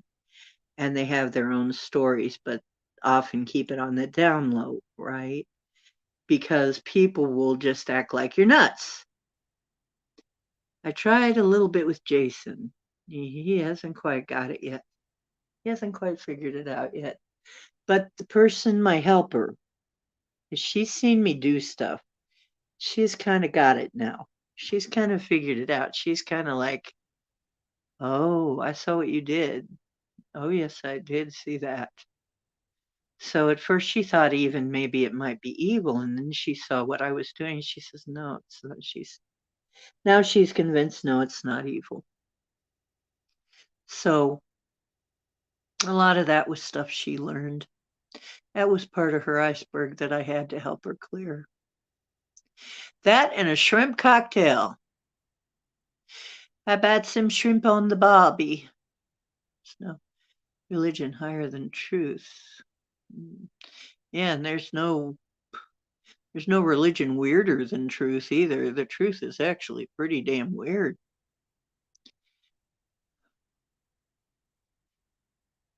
Wow. I mean, I think probably when we see the whole truth of our existence, um, the way that things became, the way things are now, when we see the deeper aspects of that and everything, because I've been told that um, we haven't really even seen the half of it. Once again, we've only seen the tip of the iceberg as far as the corruption and stuff that's been going on here. When we really see it, even we're going to be shocked. Even people who have been paying attention and staying awake and all that, you're going to be shocked. You're going to have some shocks coming. And I'm like, whoa. I mean, seriously? Because the stuff I've heard about is bad enough. But they're telling me, oh no, it gets worse. There's some worse stuff down there in the depths. It's like, holy crap. What the heck would that be? Do I even want to know? Well, see, that's just the thing. If people knew, some of them would completely go knuck and futz. Okay? It's going to have to be brought out carefully and slowly what's been going on here. Because it's freaking scary if you don't feel that you have any power. Now, fortunately, I feel like I got some power. I'm no longer a victim. Okay, I don't see myself as a victim. I don't see myself as in the same way. But what about people who do? And they find out this stuff. It's like, oh my God.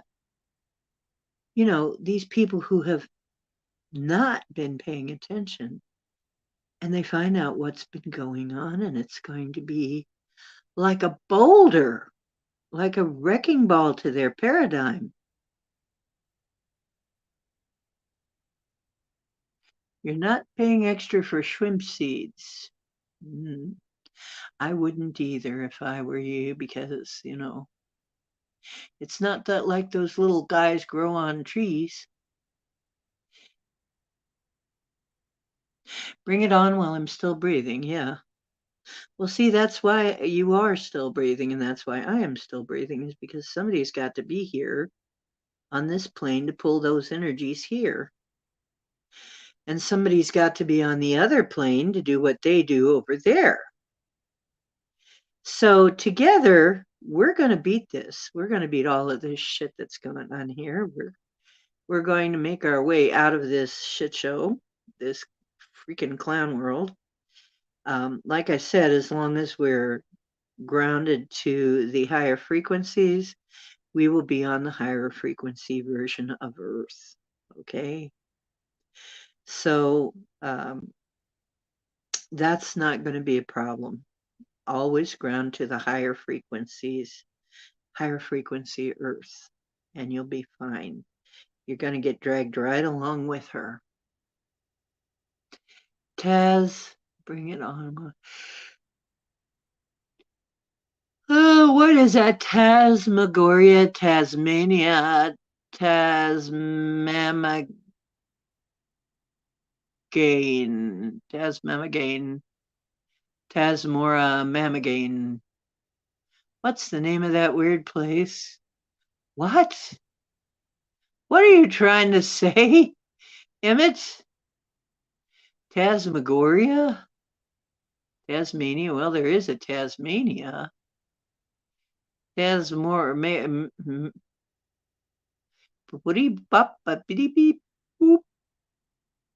hold the line. Love isn't always on time. Love isn't always on time. Yeah. Well, and you know what? It's like, I think sometimes maybe we have to take the fight to the finish, sort of, in a way. Um, maybe it's just about getting time where instead of constant defending, maybe we should go on the offense. Maybe we should start tearing these things down in the etheric. Ooh, what if we do that? What if we start tearing things down in the etheric?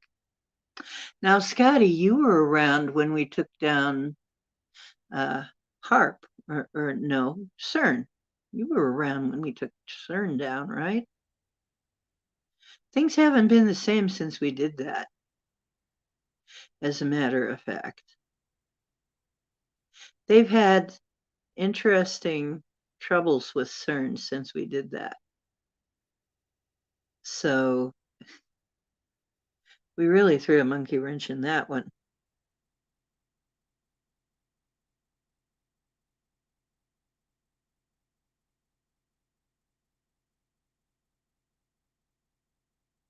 Yes, and we did that. We did do that, and we can do that sort of thing together everywhere. And so I'm almost thinking, shall we use our remote viewing skills to find things that need to be rooted out and dissolve them? Do you think that's the next step? Should we be looking for the source of the problem and then dissolve it? What's the source of clown world, really? Maybe we should remote view what really is creating, their ability to do this crap. Whatever it is, if we dissolve it, it's going to have to fall. I don't know. I don't have quite the answer. I think it's a puzzle we'd have to resolve together.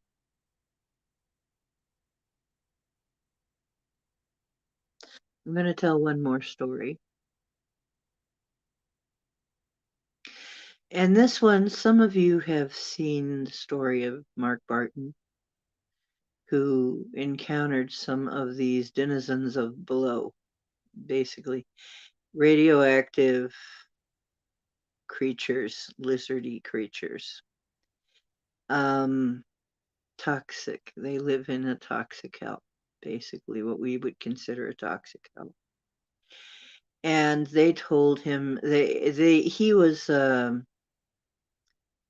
really, I'm gonna have to find out what that was on, because I knew I was communicating with the Sasquatch and I wanted to go out and see him, but then I also didn't want to go out and see him. I felt like there was some kind of a danger out there. I think they were warning me, don't come out, because somebody was stalking you. Somebody was tracking you and stalking you. There are these creatures that apparently come from, they told Mark Barton that they came from what we would think of as below Earth. And they kind of sound like the creatures that we've heard of. Trying to think of the guy who used to talk about it, who lost limbs and stuff, talking about the some of the beings when that they accidentally broke into a chamber, but those beings live in a basically a toxic hell, and probably it's what the idea of hell comes from, is where the dimension or realm where these things live. Okay. Um, but they hunt in the physical realm sometimes. And I guess they were hunting Mark Barton and almost killed him. They had decided they were going to kill him. But before, just like a Batman villain, they explained a few things to him and were bragging.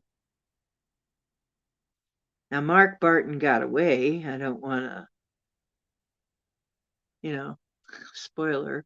If you ever go see the story, Mark Barton did get away with his life, but was probably due to a Sasquatch. He will never know, but something saved him. Uh, it startled them and saved him. But to put it shortly, but then I'm there going, wow.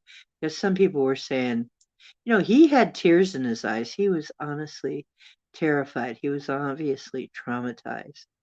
And there were people still trying to say that he was lying about this. He was making it up. I don't think so.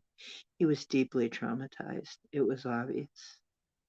He was a full grown man in tears trying to tell this story where he almost got killed by these lizard things.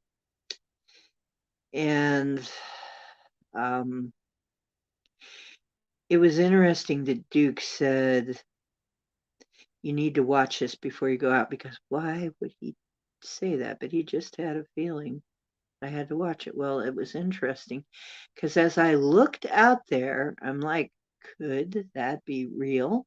And as I asked that question, of course, when you ask the universe a question, when you ask consciousness a question, you do get some kind of an answer sooner or later, but I got it really soon.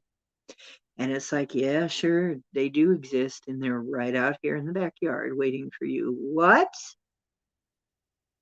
And I saw them, like I said, I went up to my third eye, and oh my God, there they were.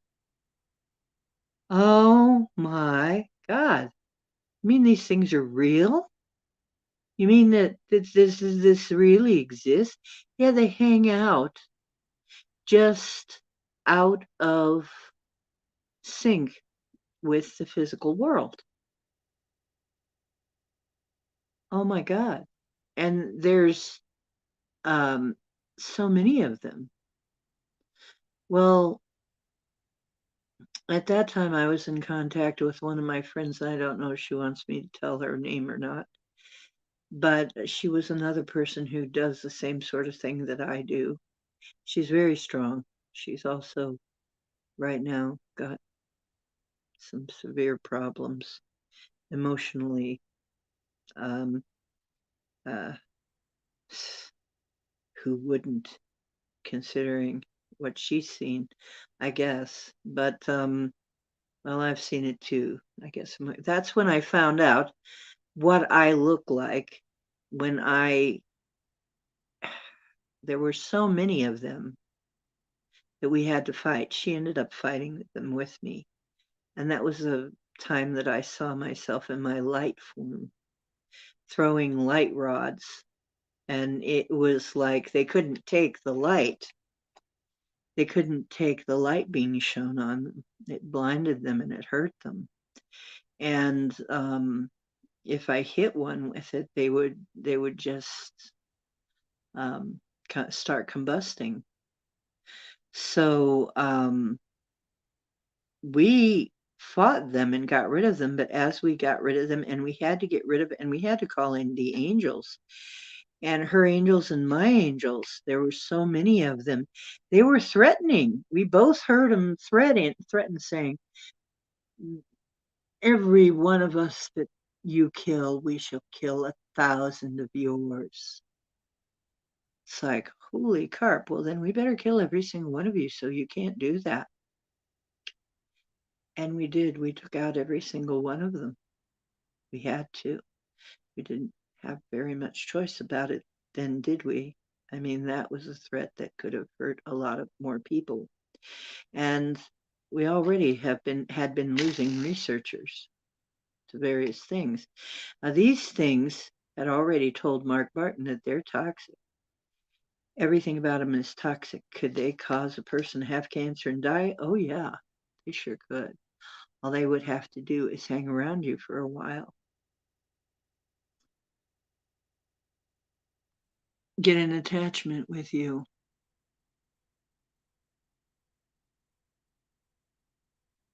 Let's see. What is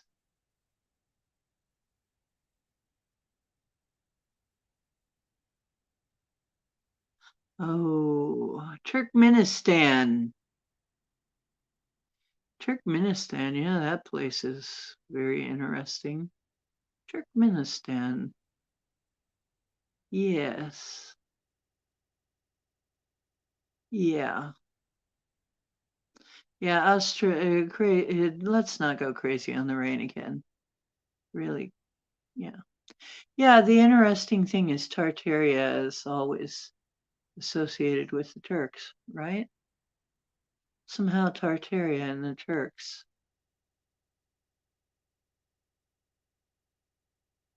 Tantric is known as the lowest of the low.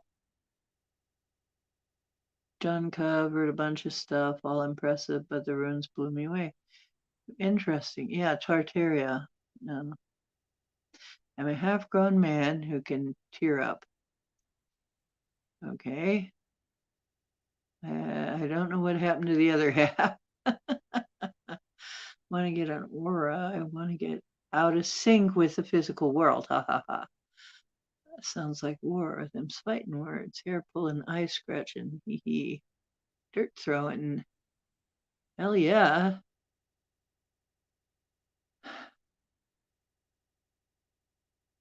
Yeah. That's like they were out there, and the thing is it wasn't just them. They were linked with some people who were doing a ritual, some kind of a circle of people in hoods, in black hoods, who were chanting and doing something in a circle. And then they were linked with something else and linked to something else. It was like a big network of things. So we were hours working on this. We spent hours fighting this, hours going through the connections to make sure we got the connection. Because if we'd left any of the connections open, it could reinfect, so to speak, in a manner of speaking. It could come back. They'd already threatened that if we didn't get them, they were going to come after us. They were going to start killing us. So we didn't have very much choice about that. I mean, we didn't feel like we could let them go. So we had to break all those connections. And there were many, many, many, many. And I don't even know how many, because the way these things fight, they pile on in great, vast numbers, kind of like orcs. Honestly, they are kind of like orcs in a way in that regard. There's just so many of them, you know. Um, yeah, I guess they are kind of like that. Oddly enough, only they're nastier than orcs, far nastier than orcs. But they're sort of scavengers, sort of. Um, hey, no, how you doing? So, yeah, we took care of them, but I ended up okay. I finally got the word that it all's clear. I can go back out there. I checked things out with another couple of psychics who are also mediums, who are also remote viewers. Got more information.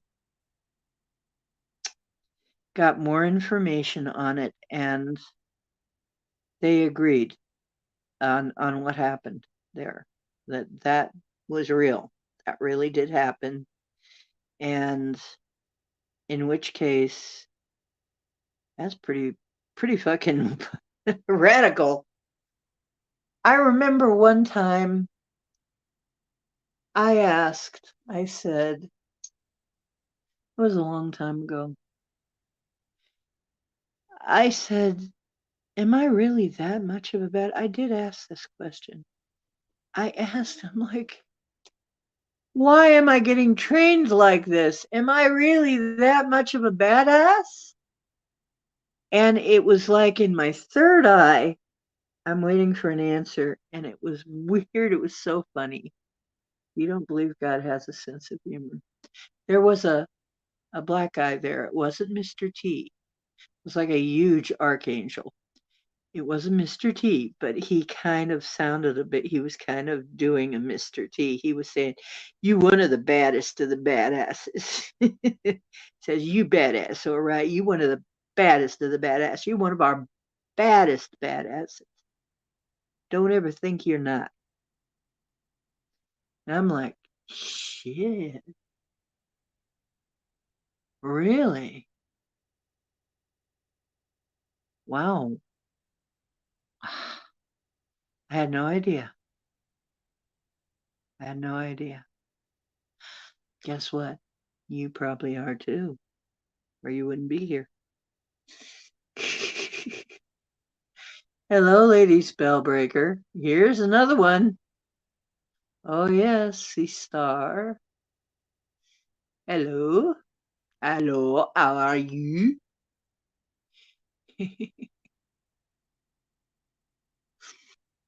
um, so yeah, we bad. We bad. Don't mess with us. Don't fuck with us. Don't fuck with us. Like I said, you come in close, yeah, you can come in. Pow! You be gone. That's it. It'll be so fast you won't even see me. And that's what it's funny. Jim and I said the same thing. There's been times when it's just so fast she didn't even believe how fast it just boom. Okay, I've had enough. Boom. Who knows how? Who knows how that happens? Do I understand it? Not consciously. Not consciously. But I want to encourage you. When you find yourself facing things, when you find yourself not believing in yourself,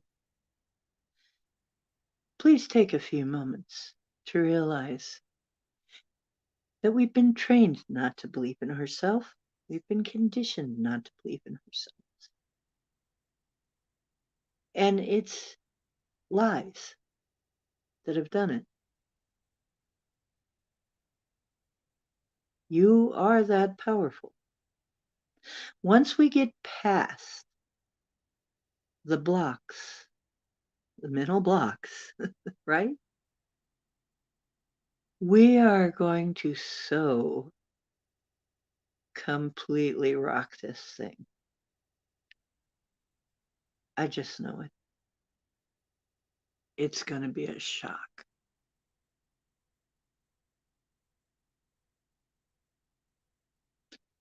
How witches apologize. I warned you I was a witch and you fucked with me anyway. Yeah, I just said that. F around and find out. F around and find out. Yep, go right ahead and find out. Right? And some people did F around and they did find out. Yeah. uh,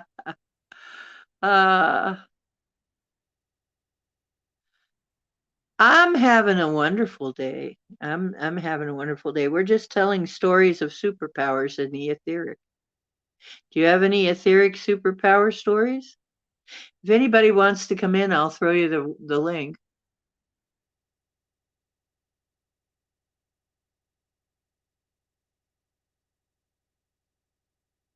You knew the job was dangerous. Yeah, it's just honestly, we are that badass. We are. We really are able to do shit that we can't even imagine that we can do. And you hit us just the wrong way. It's gonna like rise up and just like I said, somebody called me the sleeping dragon. I just it's like I seem so, nice. But, in the other realms, I remember one time somebody was trying to attack me in a dream. I think they were trying to pull some kind of weird initiation stunt on me. These three guys showed up in my dream and they smelled bad. One of them smelled very bad and he seemed to have a sack full of maggots. It smelled like maggots too. And he was going to dump them on me. And suddenly, and I don't know where this came from either, suddenly I once again, got huge. I mean, towering over these three guys, towering over them. And, and I turned into this thing that was something between a dragon and a cat. And one person said it sounds like that I was a manticore. And I fried them. I fried them. I mean, they're like, ah, you know, and they were charcoal except for their eyes, looking at me like, what just happened? What just happened there? Because it was like there was something in me that was saying, how dare you? Don't you know who I am? And all of a sudden, I'm this huge creature staring down, breathing fire all over them, and them just kind of standing there helpless, going, well, they can't die, right? But yeah, they were burned to a crisp, staring at me like, now what do we do?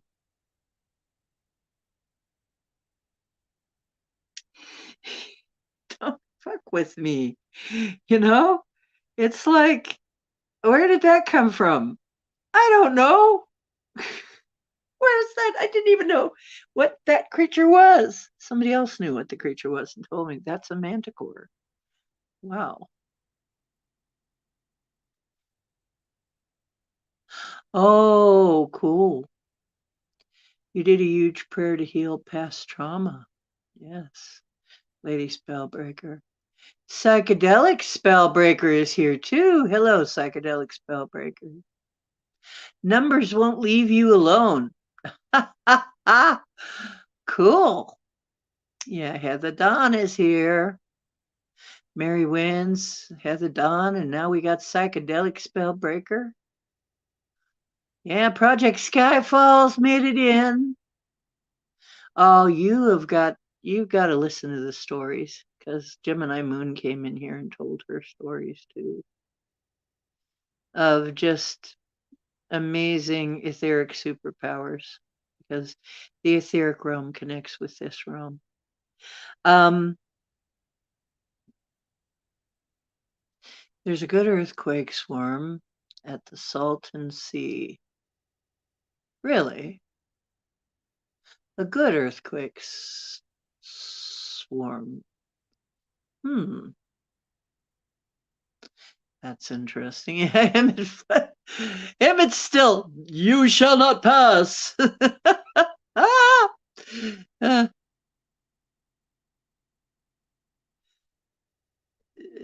I think there's more to this than we realize. No kidding. Ah! Uh, no passing. No crossing. Shall not pass. That's Emmett. You know, we're going to see this figure, this Gandalf-like figure, maybe. We're gonna say, yeah, that's Emmett. And going, you shall not pass. It's like, oh, must be Emmett, one of Emmett's personas.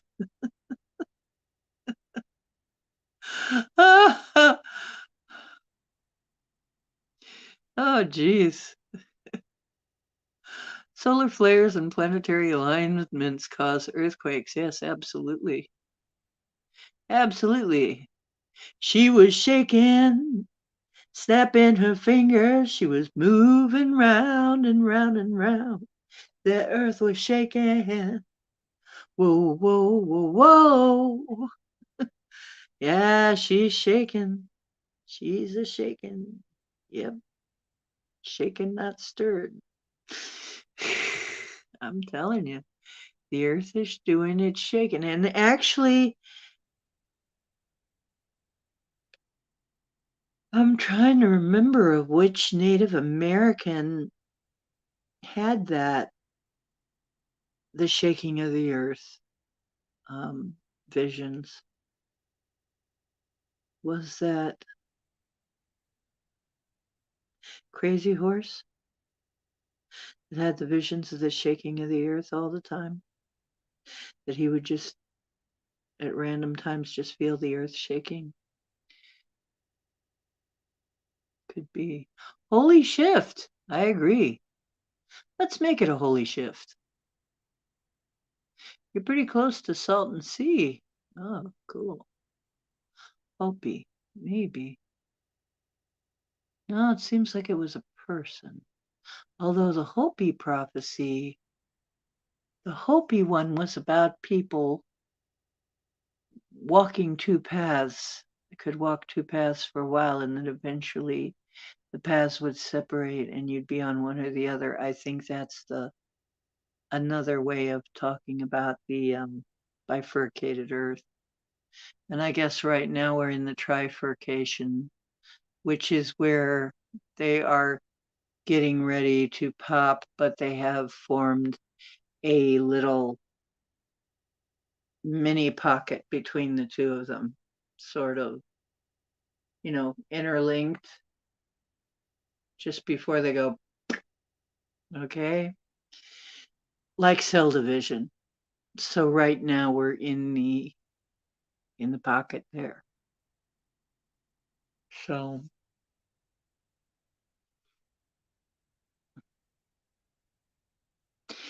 well, yeah, and I have made some pictures of that, like a picture of a cell dividing, but it's Earth, and they're still intersecting each other. There's still that. It's like the flower of life.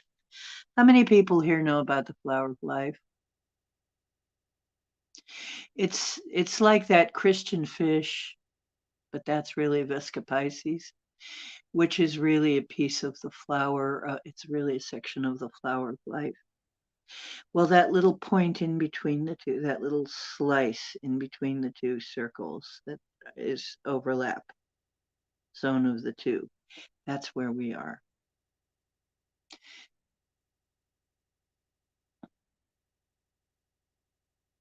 Yeah, John G. Trump. Yeah, that's right. He knew Trump's people way back. Isn't that interesting? Oh, Kayla Nicole. Hmm, interesting. Come one, come all. I feed every hungry belly. Interesting. Ah, yes. Hmm. Yes, the grid looks like the flower of life. I've heard that too. You do? Oh, wonderful, Scotty. Yeah. I first heard of that concept way back when I was studying Thoth and Drumvalo Melchizedek's work. And when I read that, I suddenly realized that when I died, the person in the cave was Thoth's wife.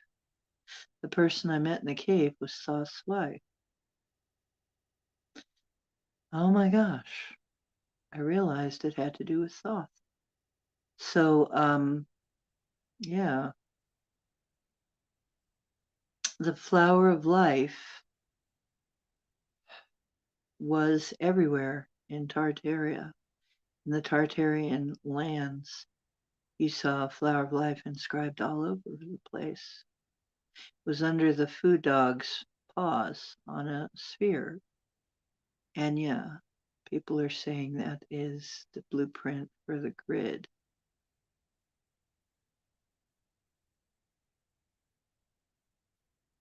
Oh, cool. Oh, you got stuck on it and couldn't stop drawing it. Wow, Scotty. Yeah, Drunville and Melchizedek.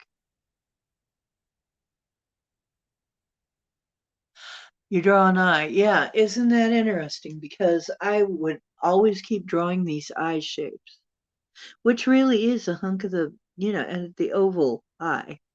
Although some of our eyes are really rounder than that, I would draw all these eye shapes when I would doodle. It's the Vesca Pisces. Venus goes retrograde on July 22nd, Feast of Mary Magdalene. I'm stoked. I can barely contain myself. It sounds like a party. Sure does. Yeah, that eye.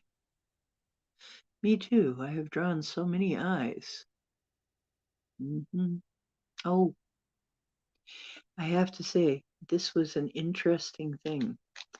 Somebody found out that those pineal pine cones may not have been, now they're saying it may not have been there that there was an ancient story of these beings that sound like the Anunnaki, who had things that look like had devices that look kind of like an ear of corn or a pine cone that emitted light that did things. Well, now this is the interesting thing. So they were saying, what if the pine cone wasn't to mean the pineal gland, but what if that was one of their devices? Okay. But what this guy would not maybe know is that inside your pineal gland, it's lined with crystals. And if you were to um, strike that, and when you strike that gland, let's say you've got one of those glands lying around, when you strike it with a hammer or give it a blow, it emits bright colors, different bright colors each time. Now, my question is, see, when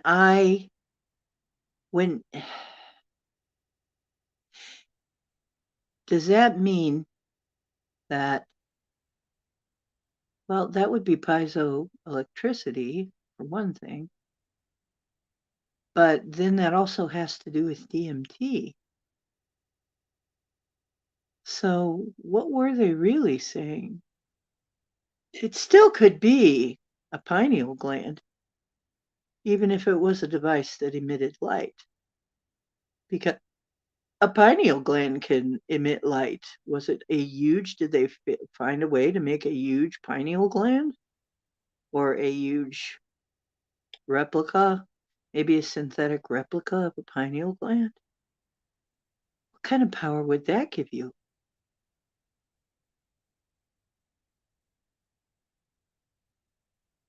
Yeah. Singing, dancing, and hula hoops. Then my oracle cards and healing info, so the other channel will attract a different crowd. Oh, so the psychedelic spellbreaker is just a different channel. That's still you though. Yeah, they create the ground to turn to mud, flood. Bingo code. Yeah, well, see, that's just it. Is our bodies were designed by somebody, by us, ultimately, of course. Ultimately, of course, we designed everything. Ultimately, but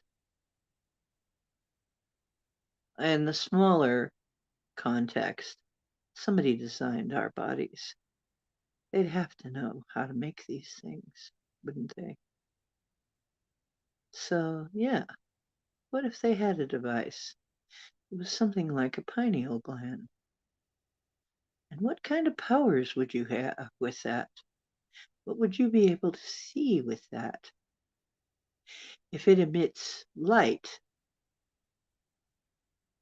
I sometimes wonder if that, you know, how they would have like Superman emitting fire, streams of fire from his eyes, or rays or something from his eyes.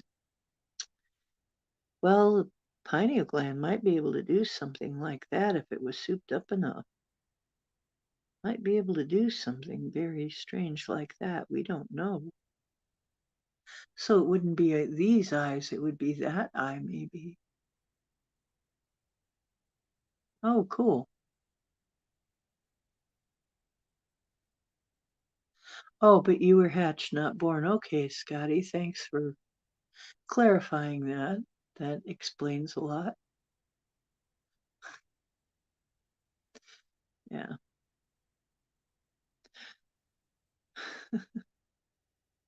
What kind of plan was hatched there? Mom still has this. Isn't that cute? That's so cute.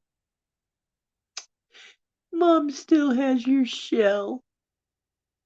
She kept it for sentimental reasons. Oh, lady. Okay. Psychedelic Spellbreaker says, I came in like a wrecking ball. I wasn't hatched or born. I'm not sure. You know what? My mother told me, and I swear she told me this over and over.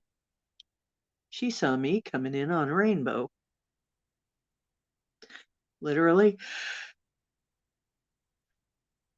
literally, when she was pregnant, she knew she was pregnant. She said she felt something in her abdomen that felt like bottles rolling around in there. And she knew she was pregnant. And she looked outside the window. She was in a moving car. She looked out the window and she saw a rainbow.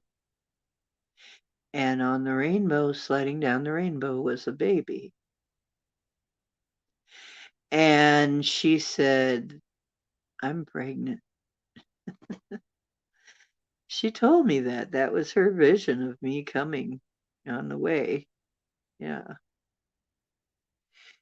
What does that mean? How did that happen? I don't know. I don't understand it. Oh, you were formed of the dust bunnies under the sofa. Oh, very interesting. Well, that's quite a good conservation trick there. Recycle dust bunnies. Pluto rules the ninth house and is the ninth planet. Your Scorpio midheaven to Pluto rules me. I'm ready for this Pluto retrograde. Interesting. If it's anything like it. You know what? I've come to like Mercury retrogrades. I got a feeling this Pluto retrograde, it's coming into my Capricorn. I hear Pluto's going to retrograde in my Capricorn. in my progress chart, as we were talking about, I'm a Capricorn. I have a feeling it's going to bring me good things somehow. I don't think it's going to be painful this time. I think it's going to bring good things. I have a funny feeling that this time Pluto's not going to be anything like last time. I think it's going to be different.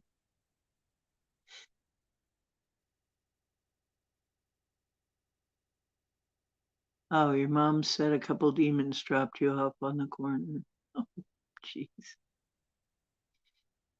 Oh, that's a wonderful thing to tell a kid. And your mother swore, Emmett's mother swore they were all left by the gypsies. That's a good thing to tell a kid too. Actually, later on, when my mother had dementia and was in the fits of her dementia anger, which they get like that when they get dementia, they get these fits of irrational anger.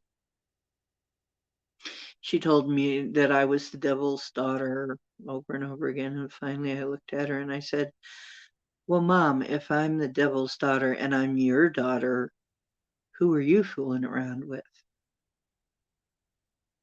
when you became pregnant with me? Oh boy, that that really that really provoked an anger attack. That provoked an attack, in fact. I shouldn't have said that, but you know, once again,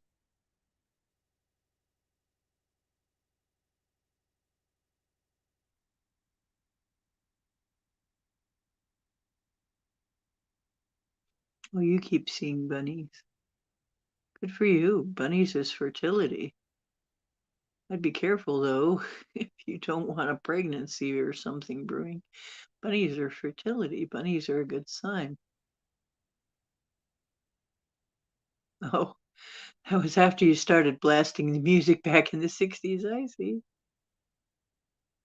Oh, you talked to Mom last night. Ah, I see. Okay, so, my mother, well, there's two different views. So, yeah, when she liked me, I came sliding in on a rainbow and Jesus told her she was pregnant. When my mother became um, dementia,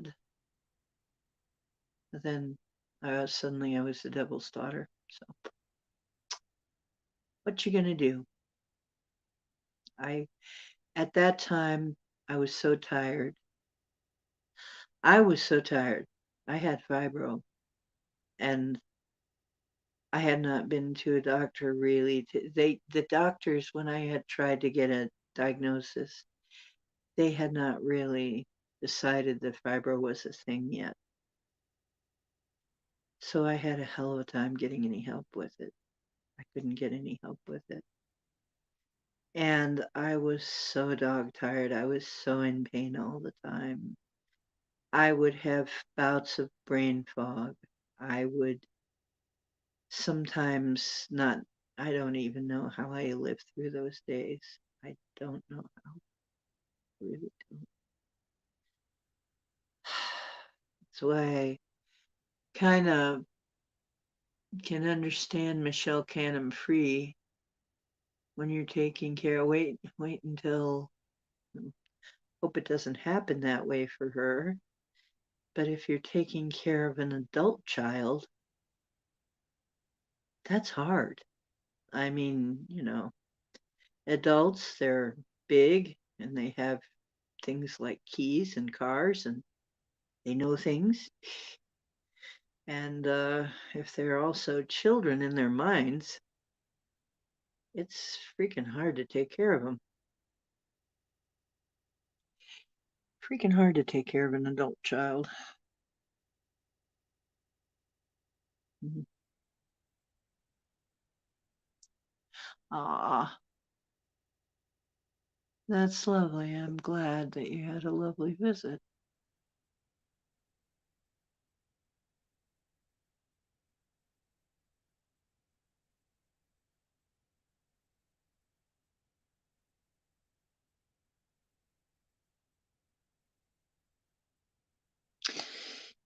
You are a gypsy. Oh, good for you.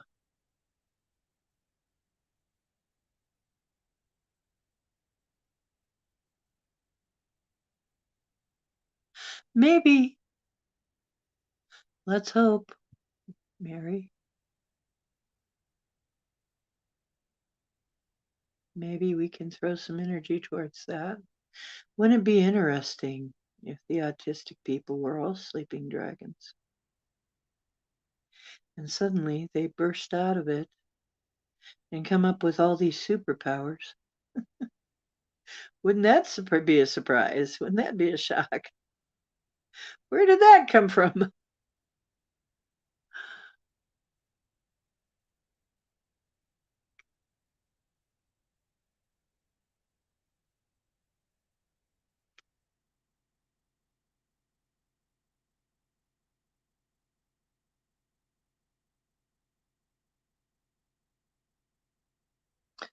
Well, I don't know.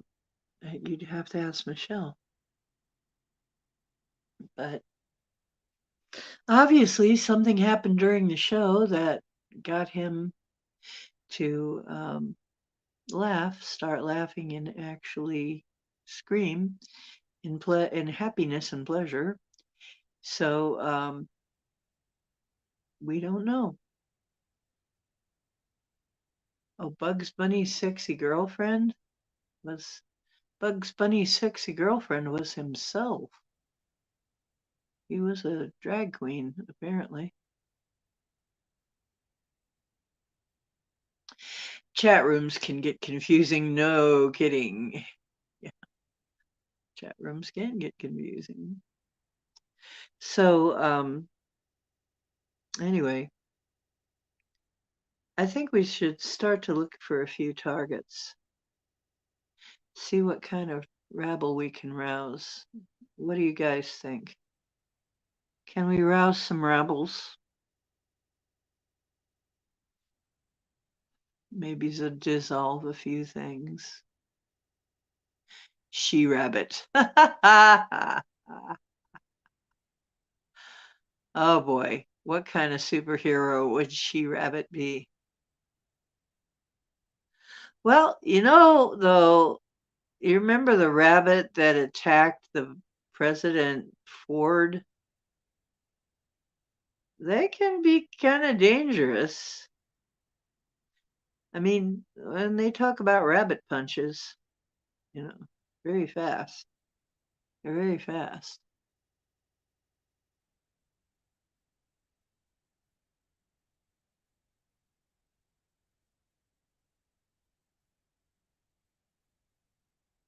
What? Oh God. I'm not going to say that.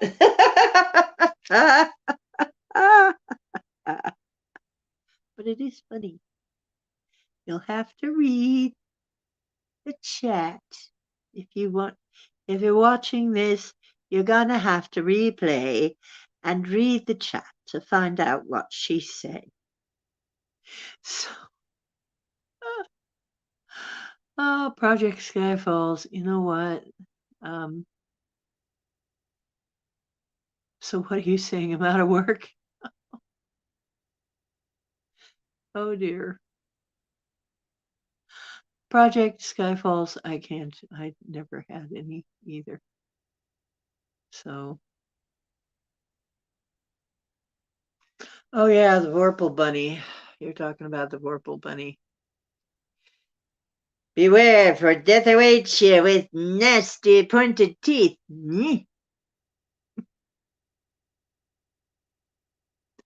Yeah, the Vorpal Bunny. The only thing that could handle the Vorpal Bunny was the Holy Hand Grenade of Antioch.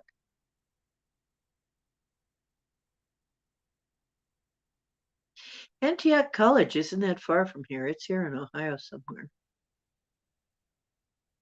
I wonder if they have a Holy Hand Grenade.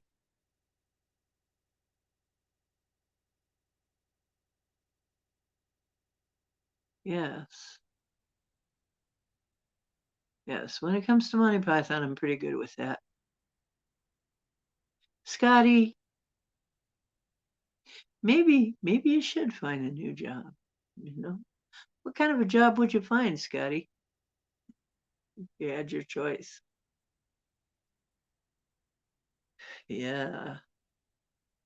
Monty Python, my God, they found a skit, I think it was from The Life of Brian, where there's a guy who's obviously he's a man dressed as a woman, and he says, I've decided that I'm going to become a woman, and I want you to call me. I think and he said something, some name, some female name. And they said, you can't be a woman, you're a man. And he said, I can be a woman if I want to. It's my right as a man to be a woman.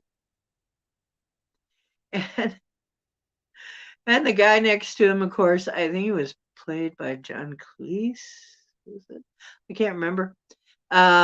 Says, well, you can't be a woman. You can't get pregnant. You don't have a womb where you're going to keep your children in a box. You're going to keep the fetus in a box. And it's like, well, it's my right as a man to be a woman if I want to. And it's like, and everybody in the comments is like, oh my God, we're somehow stuck in a Monty Python skit. No wonder it's clown world. It really is clown world. It's Monty Python.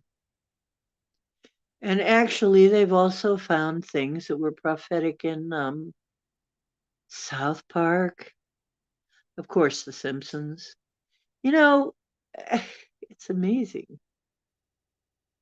Creative people get these hits all the time. Maybe you can be a counselor.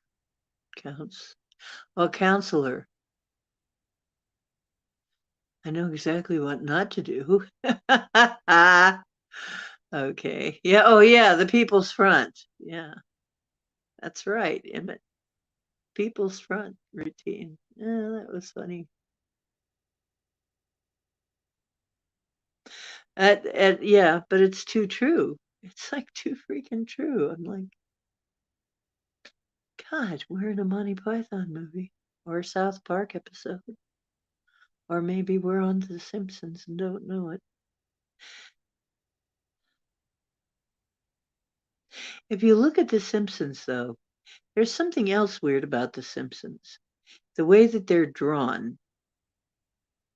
And you look at these skulls with the elongated skulls, these heads with these skulls that have the very elongated cranium. What do they look like? They look like those people. They look like a cartoon version, not of us, with a round head. They look like a cartoon version of those people with the elongated skulls. And when I realized that, and that little tuft of hair that Homer has up there, I'm like, oh my gosh. Is that what they were really taking it from? Because there is a skull that was found with a little tuft of hair right on top left. And I'm thinking, holy cow. Is that somehow giving us some kind of an insight as to what the previous civilization was like?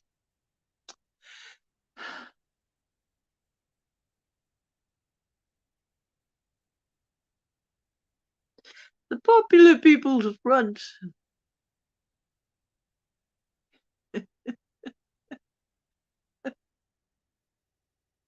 Oh my goodness. Oh, here's Cowboy, by the way. Here's Mr. Wonderful. He's practicing his lounging again. He's very good at it. And now I guess he's working on his tummy rub skills. You know, he likes to keep his tummy nice and fluffy. He's very, conscientious about that so that he gets it rubbed on a regular basis.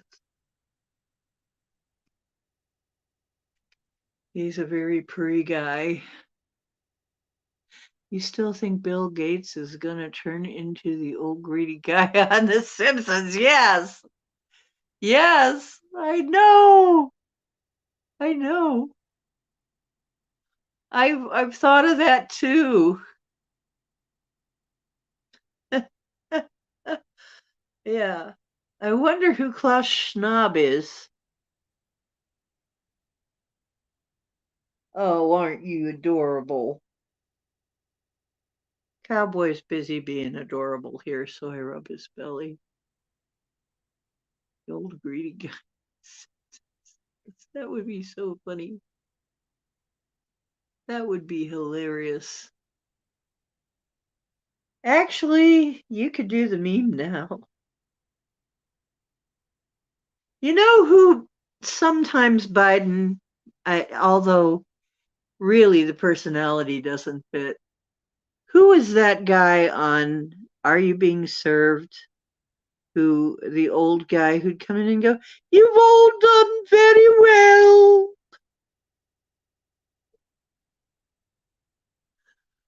You've all done very well." He's almost that feeble, you know. Only I think that guy had more smarts than Biden.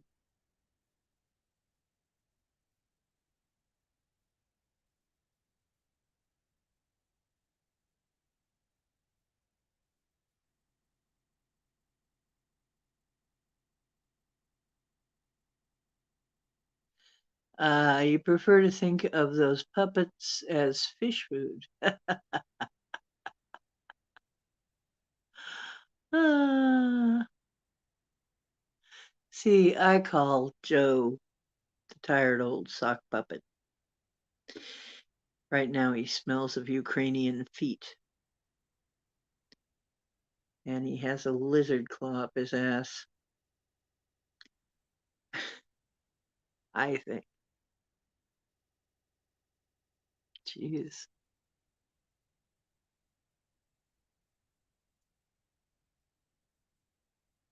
Mr. Burns, of course. That's it, Mr. Burns. Perfect name.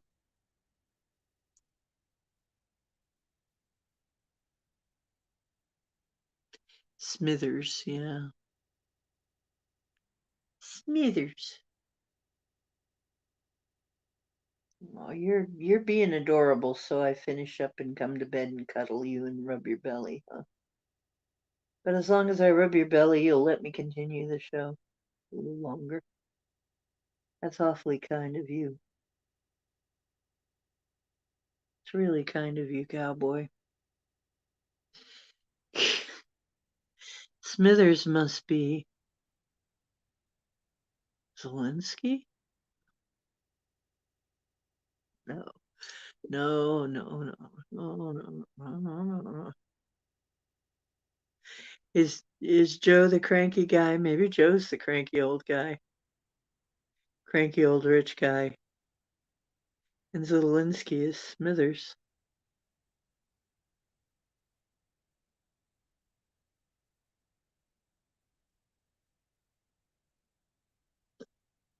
Gates just has dogs.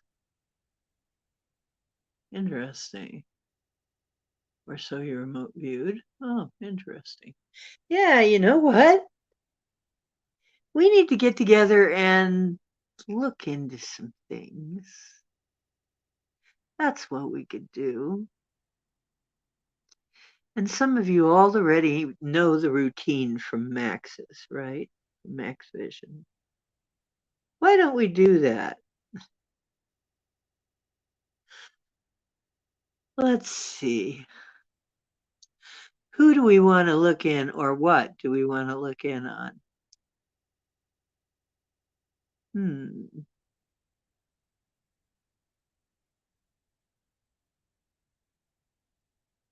Yeah, I remember I was there for that. Smithers looks like Rothschild. Wow.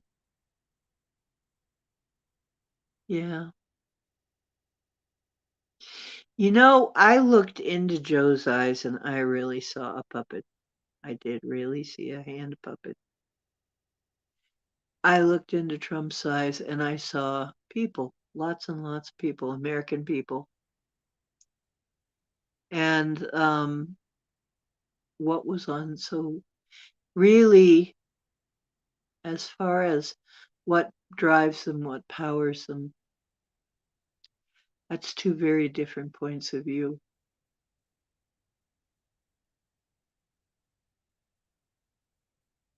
Smithers. Hi, drum stud, Mary.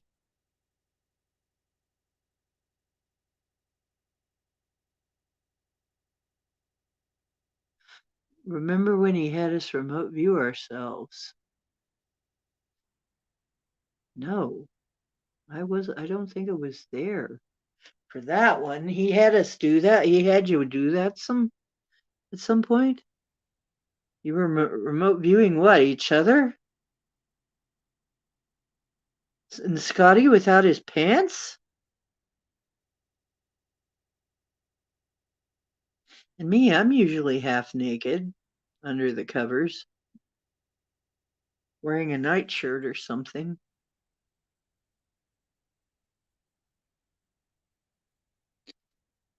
Oh, wow. So what happened?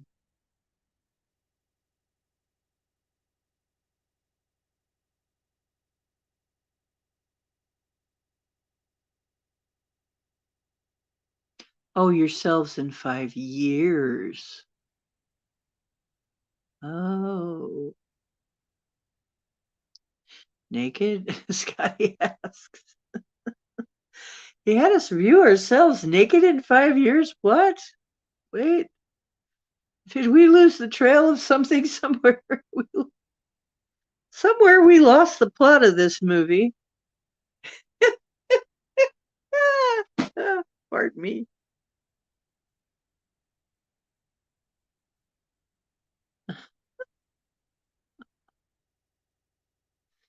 Oh my goodness.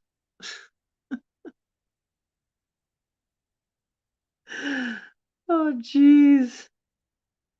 What if I arbitrarily assign a number to something, a designation to something? I guess we can just go there, huh?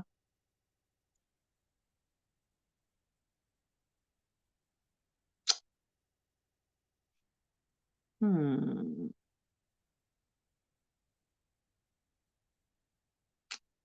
Well, I don't want to make anybody sick. There are places I could send you, but to look, but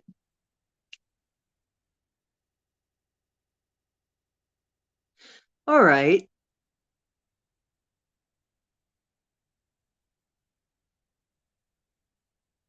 I have a location. You want to try a remote view? Anybody who wants to try a remote view right now, give me a sign that you want a remote view. But I've got a place.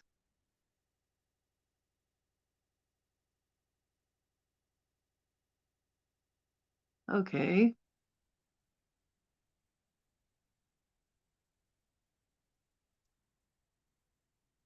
Wendy's. Okay. No, I don't think it's gonna suck. It's just an interesting thing. I don't know if he sent us here yet, there yet, to look at that. It's a place.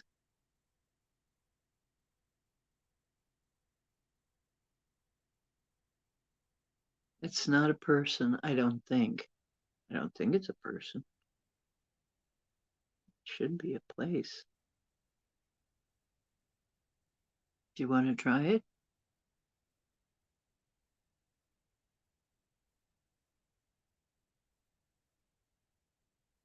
Well, I can't tell you. That's called front loading. Okay, I'm going to give it a designation. Instead of A or B, I'll give it a C designation. C125. Destination C125.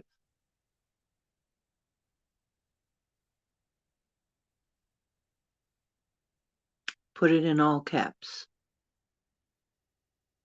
Let's see what you see.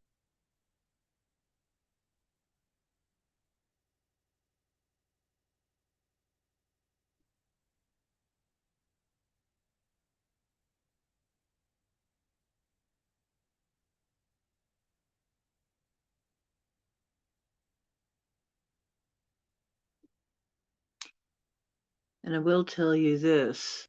You've got 3 times to look at it, go in 3 times. And it's a place. And I want you to look at the inside, the outside, and who it is associated with. And that's all I'm going to say. C125, destination C125. All caps.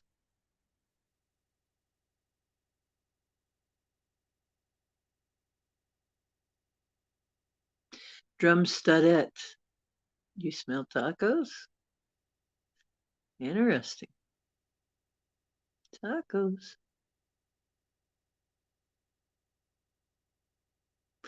Wow, that's interesting. You smell tacos. Wow.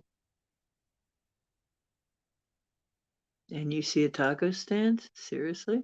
You guys are kidding me? Wow. If there's a taco stand there, wouldn't that be interesting?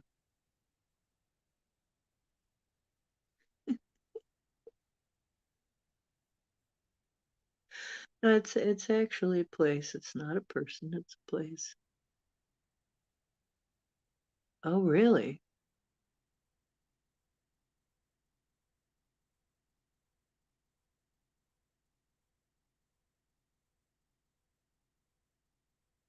Wow, that sounds pretty cool. I better not read these.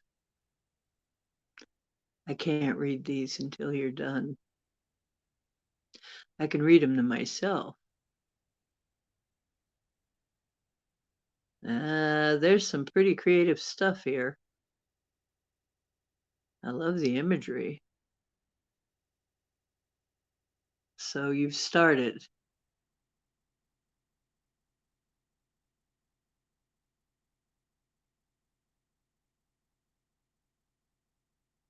Okay, go in 3 times because I want to see the inside, the outside, and it's associated with. We'll see if you can get it.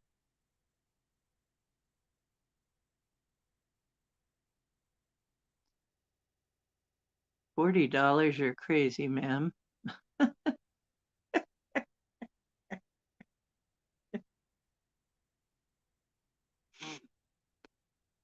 You guys are something else. I just love you. I do. So drum stud is like, yuck. Okay, no, that's pretty interesting, yeah. And this is cowboy fur up my nose.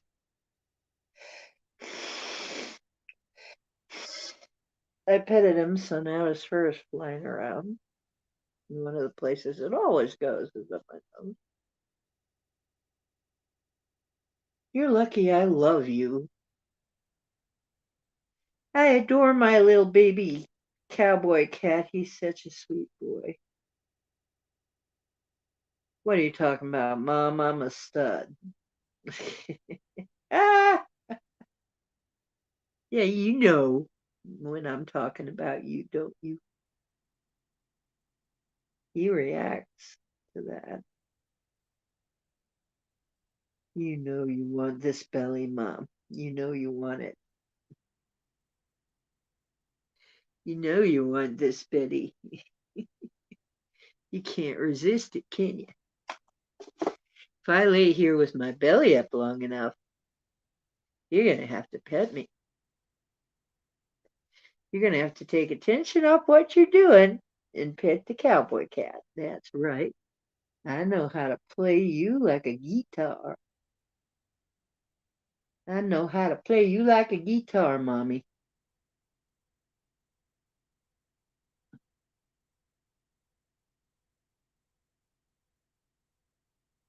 You want 2 bottles of tequila?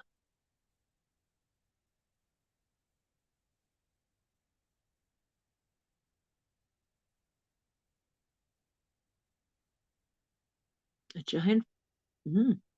I can't say it until you're done. I got to give you a little time to. You guys, I love the imagery. Very interesting imagery. Very interesting imagery. Scotty's still getting food, even in spite of the $40. Oh, 35 and 2 bottles of tequila. I want a bottle of tequila too, Scotty, as long as you're there.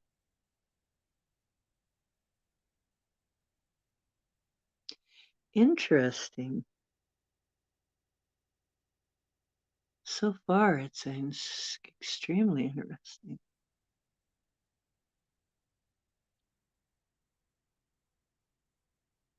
So basically, when I look at the world right now and I think of it as clown world, we're not going to it's almost going to be like when we finally do hit that pop apart point where we just go pop and that's gone. Then what are we going to do for fun, right? What are our memes going to look like then? What material will we have? I mean, you got to admit, there's a lot of material for memeing in there. There's certainly a lot of material for comedy if it wasn't so sad. If it wasn't so damn sad, definitely would have material. And if it wasn't for the fact that people are getting screwed with because they're making fun of things, um, if we were like really allowed to, have free speech and stuff, boy, would we be having a time with this group.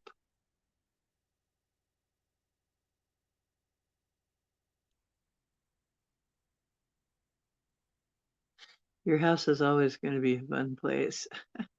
I have no idea how interesting the image is. Okay. Okay. So far, you guys are giving me some very interesting responses.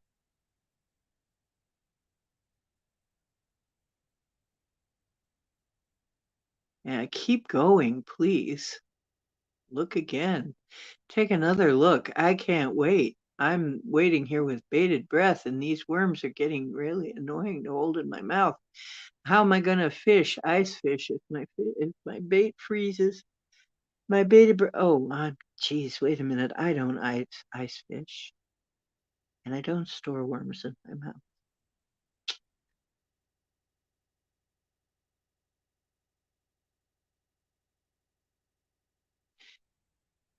Our house in the middle of our street. Our house was our castle and our keep. Do do do do do do do do do do do do. Do do do do do do do do do do do do do. Our house in the middle of our street. Our house. Okay, are you ready? I'll tell you what I wanted you to look at. I don't know why it flashed into my mind. Moa, the Black Knight. What does it really look like inside and out? And where does it come from? Well, apparently, according to you, we've got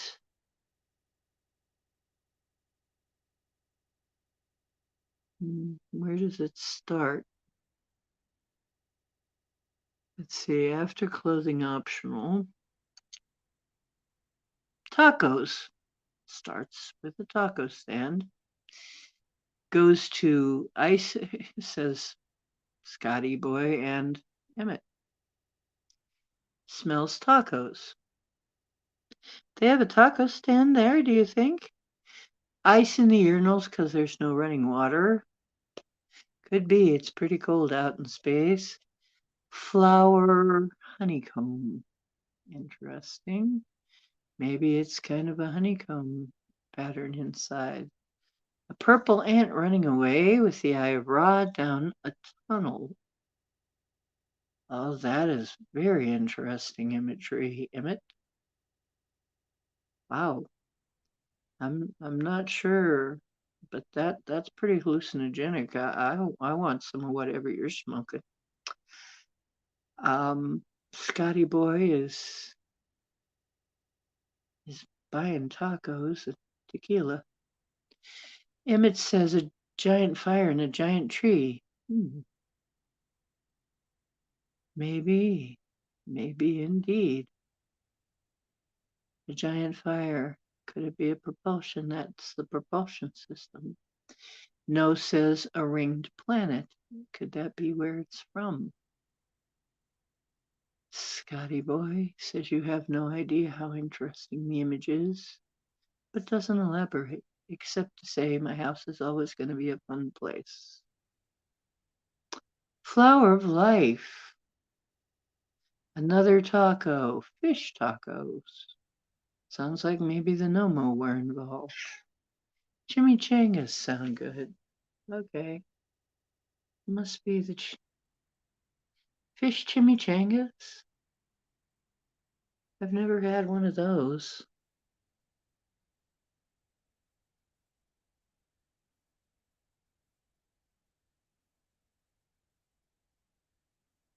You know, a good place right over on the Black Knight satellite. Well, who knows? Maybe it is a ship. Maybe it's a flying city. For all we know, they could have taco stands. If it's a city ship, you know. My soul has become psychedelicized. Okay. It's be tripping. I'm not sure that really worked, but it was fun. But your responses were a lot of fun.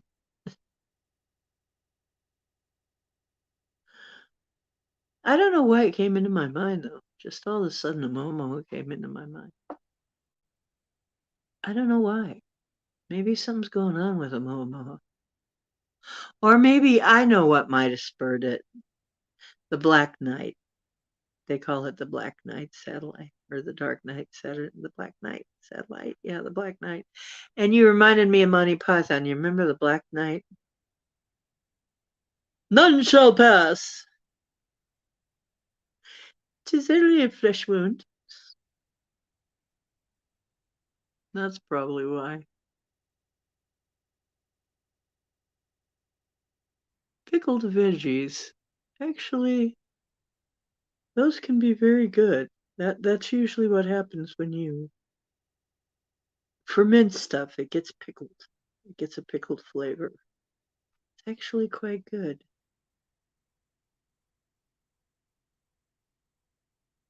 Maybe the Black Knight was actually Mexican. Yes, I guess it could be. Oh, those are two different things. Oh, okay. You say so.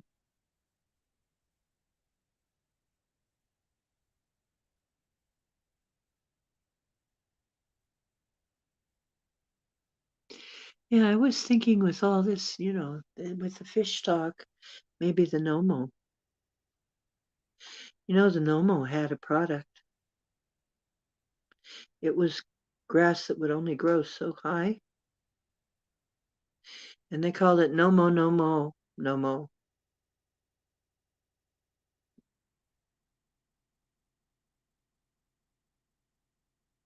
I don't know if anybody got that.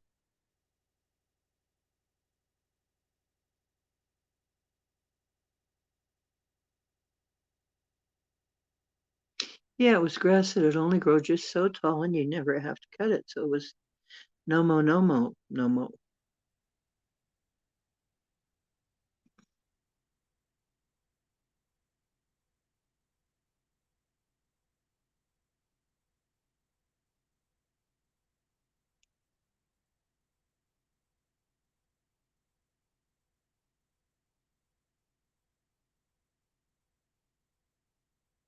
The Black Knight looked like a boot.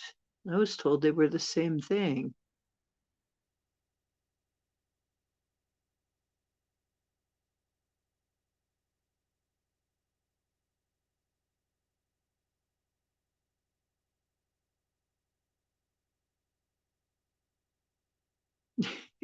Noah's like, well, yeah, and it had my name in it. No mo. Okay. Maybe I shouldn't tell that one no mo.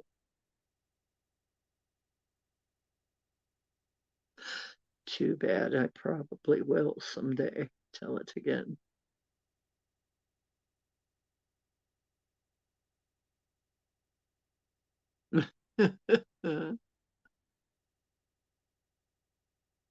uh,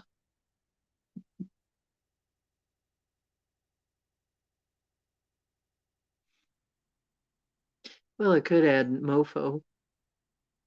No mo, no mo, no mofo. No mo, no mo, no mo, mofo.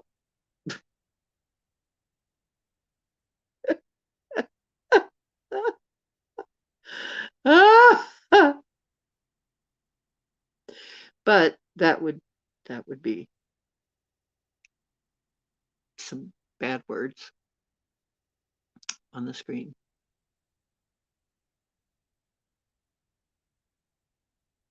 No mo, no mo is a Phil Collins song.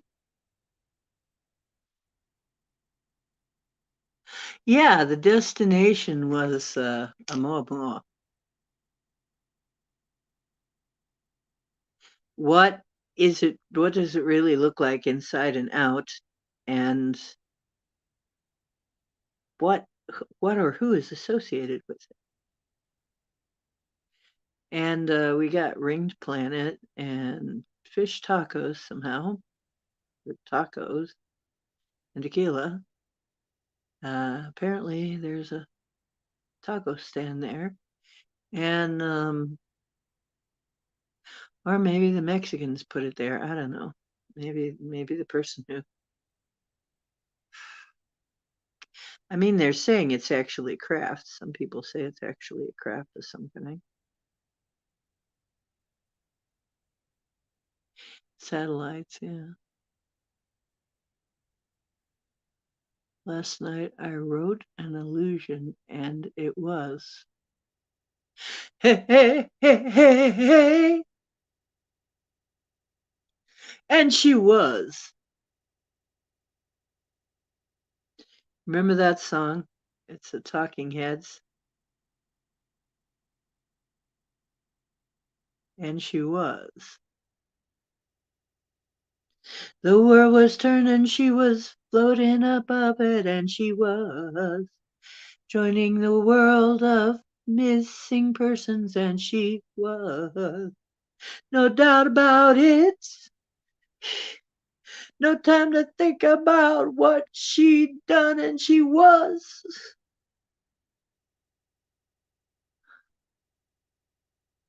Amoa, the satellite, Amoa, the um, body in space, Amoa.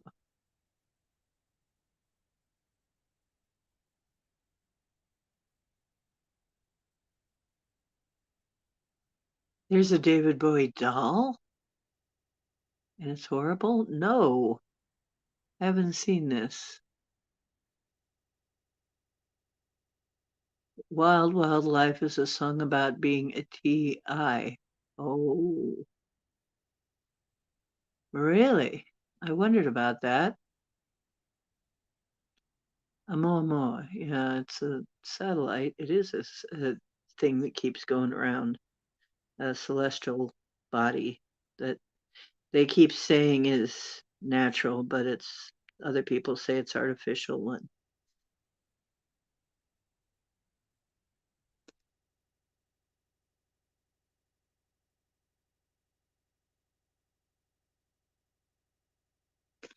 Oh, the lead singer was a TI. I know what it's like to be a TI. I help TIs. I was TI. So, oh, it's really, really bad. A really, really bad David Bowie doll. Good heavens. How can they do that? He was so cute.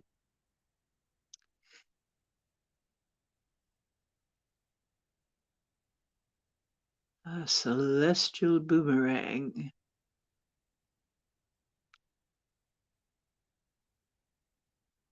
Okay. Watch the video with the words. You mean, and she was? Well, I was definitely getting that she was having, it was like she was having some kind of out of body experience, maybe from that. And she was taking off her dress. She was moving very slowly, rising up above the earth. Oh, oh, oh. See the lights of the neighbor's house, and she floats across the yard, never touching the ground at all. Do, do, do. Mm-hmm. Mm-hmm.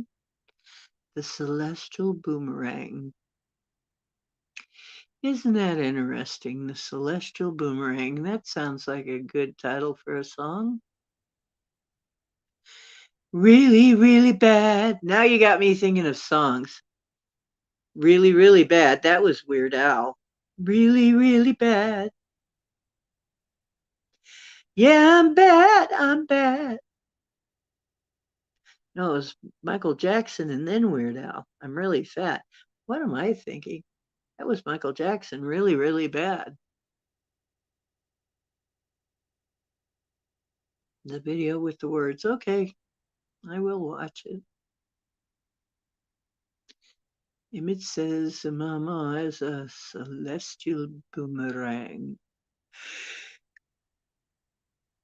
It does sound like it could be pretty darn painful. How long have we? Oh, hell, we've been on 3 hours. Oh, hell, we've been on 3 hours. Should we be trying to go for a free fitty?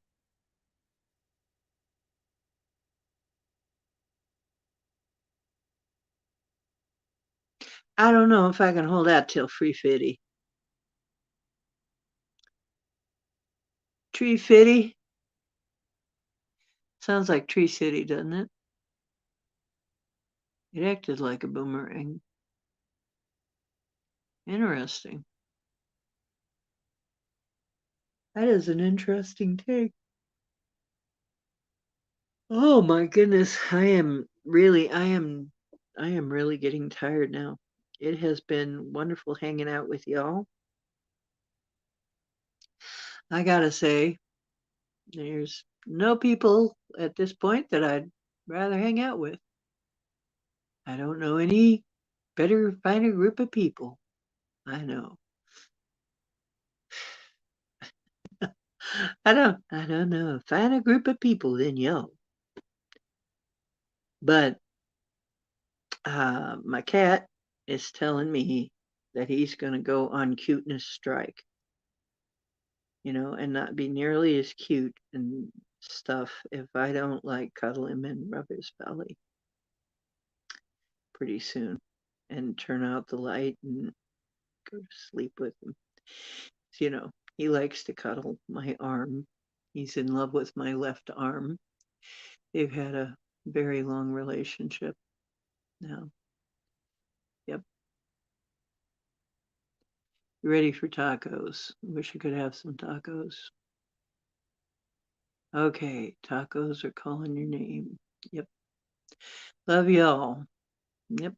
Remember, you are divine. And practice your abilities in the astral. Get really good. Let me know what you can do. It'd be interesting to see. What can we do? And I'll see you the next time. Let's see. I'll see you tomorrow night, Monday night. You have 2 squashes that want to sit in a tortilla. Do you think they'll both fit? Well, I'll let you. That's right. You have the spark of divinity within you. That's quite right. I love you. And truth is where you find it. I hope you're always finding some here at my place. And Cowboy says, purrs, y'all. Now, let my mom come cuddle. Well, you got avocados. Well, I love avocados. And want to thank everybody for coming and, chatting. You're all brilliant as far as I'm concerned. You've all done very well. You've all done very well.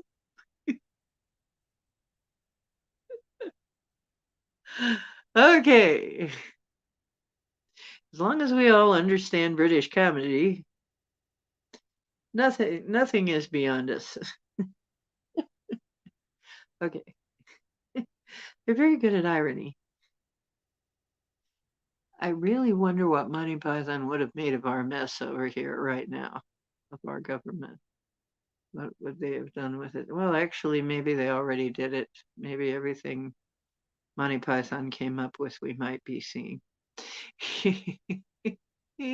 I know that Douglas Adams, Hitchhiker's Guide to the Galaxy, Douglas Adams sure came up with a lot of stuff. Boy, was he right about some things. So we can pass. Oh, that's right. Alvarado deficit? Avocado deficit? Okay. So good night. So long, farewell. We hate to say adieu, adieu, adieu to you and you and you. Da da da da da da da da da da da. Sound of music. Okay. Love you, super people, and you know who you are. You look marvelous. Okay. I'll see you tomorrow and Wednesday. Take care.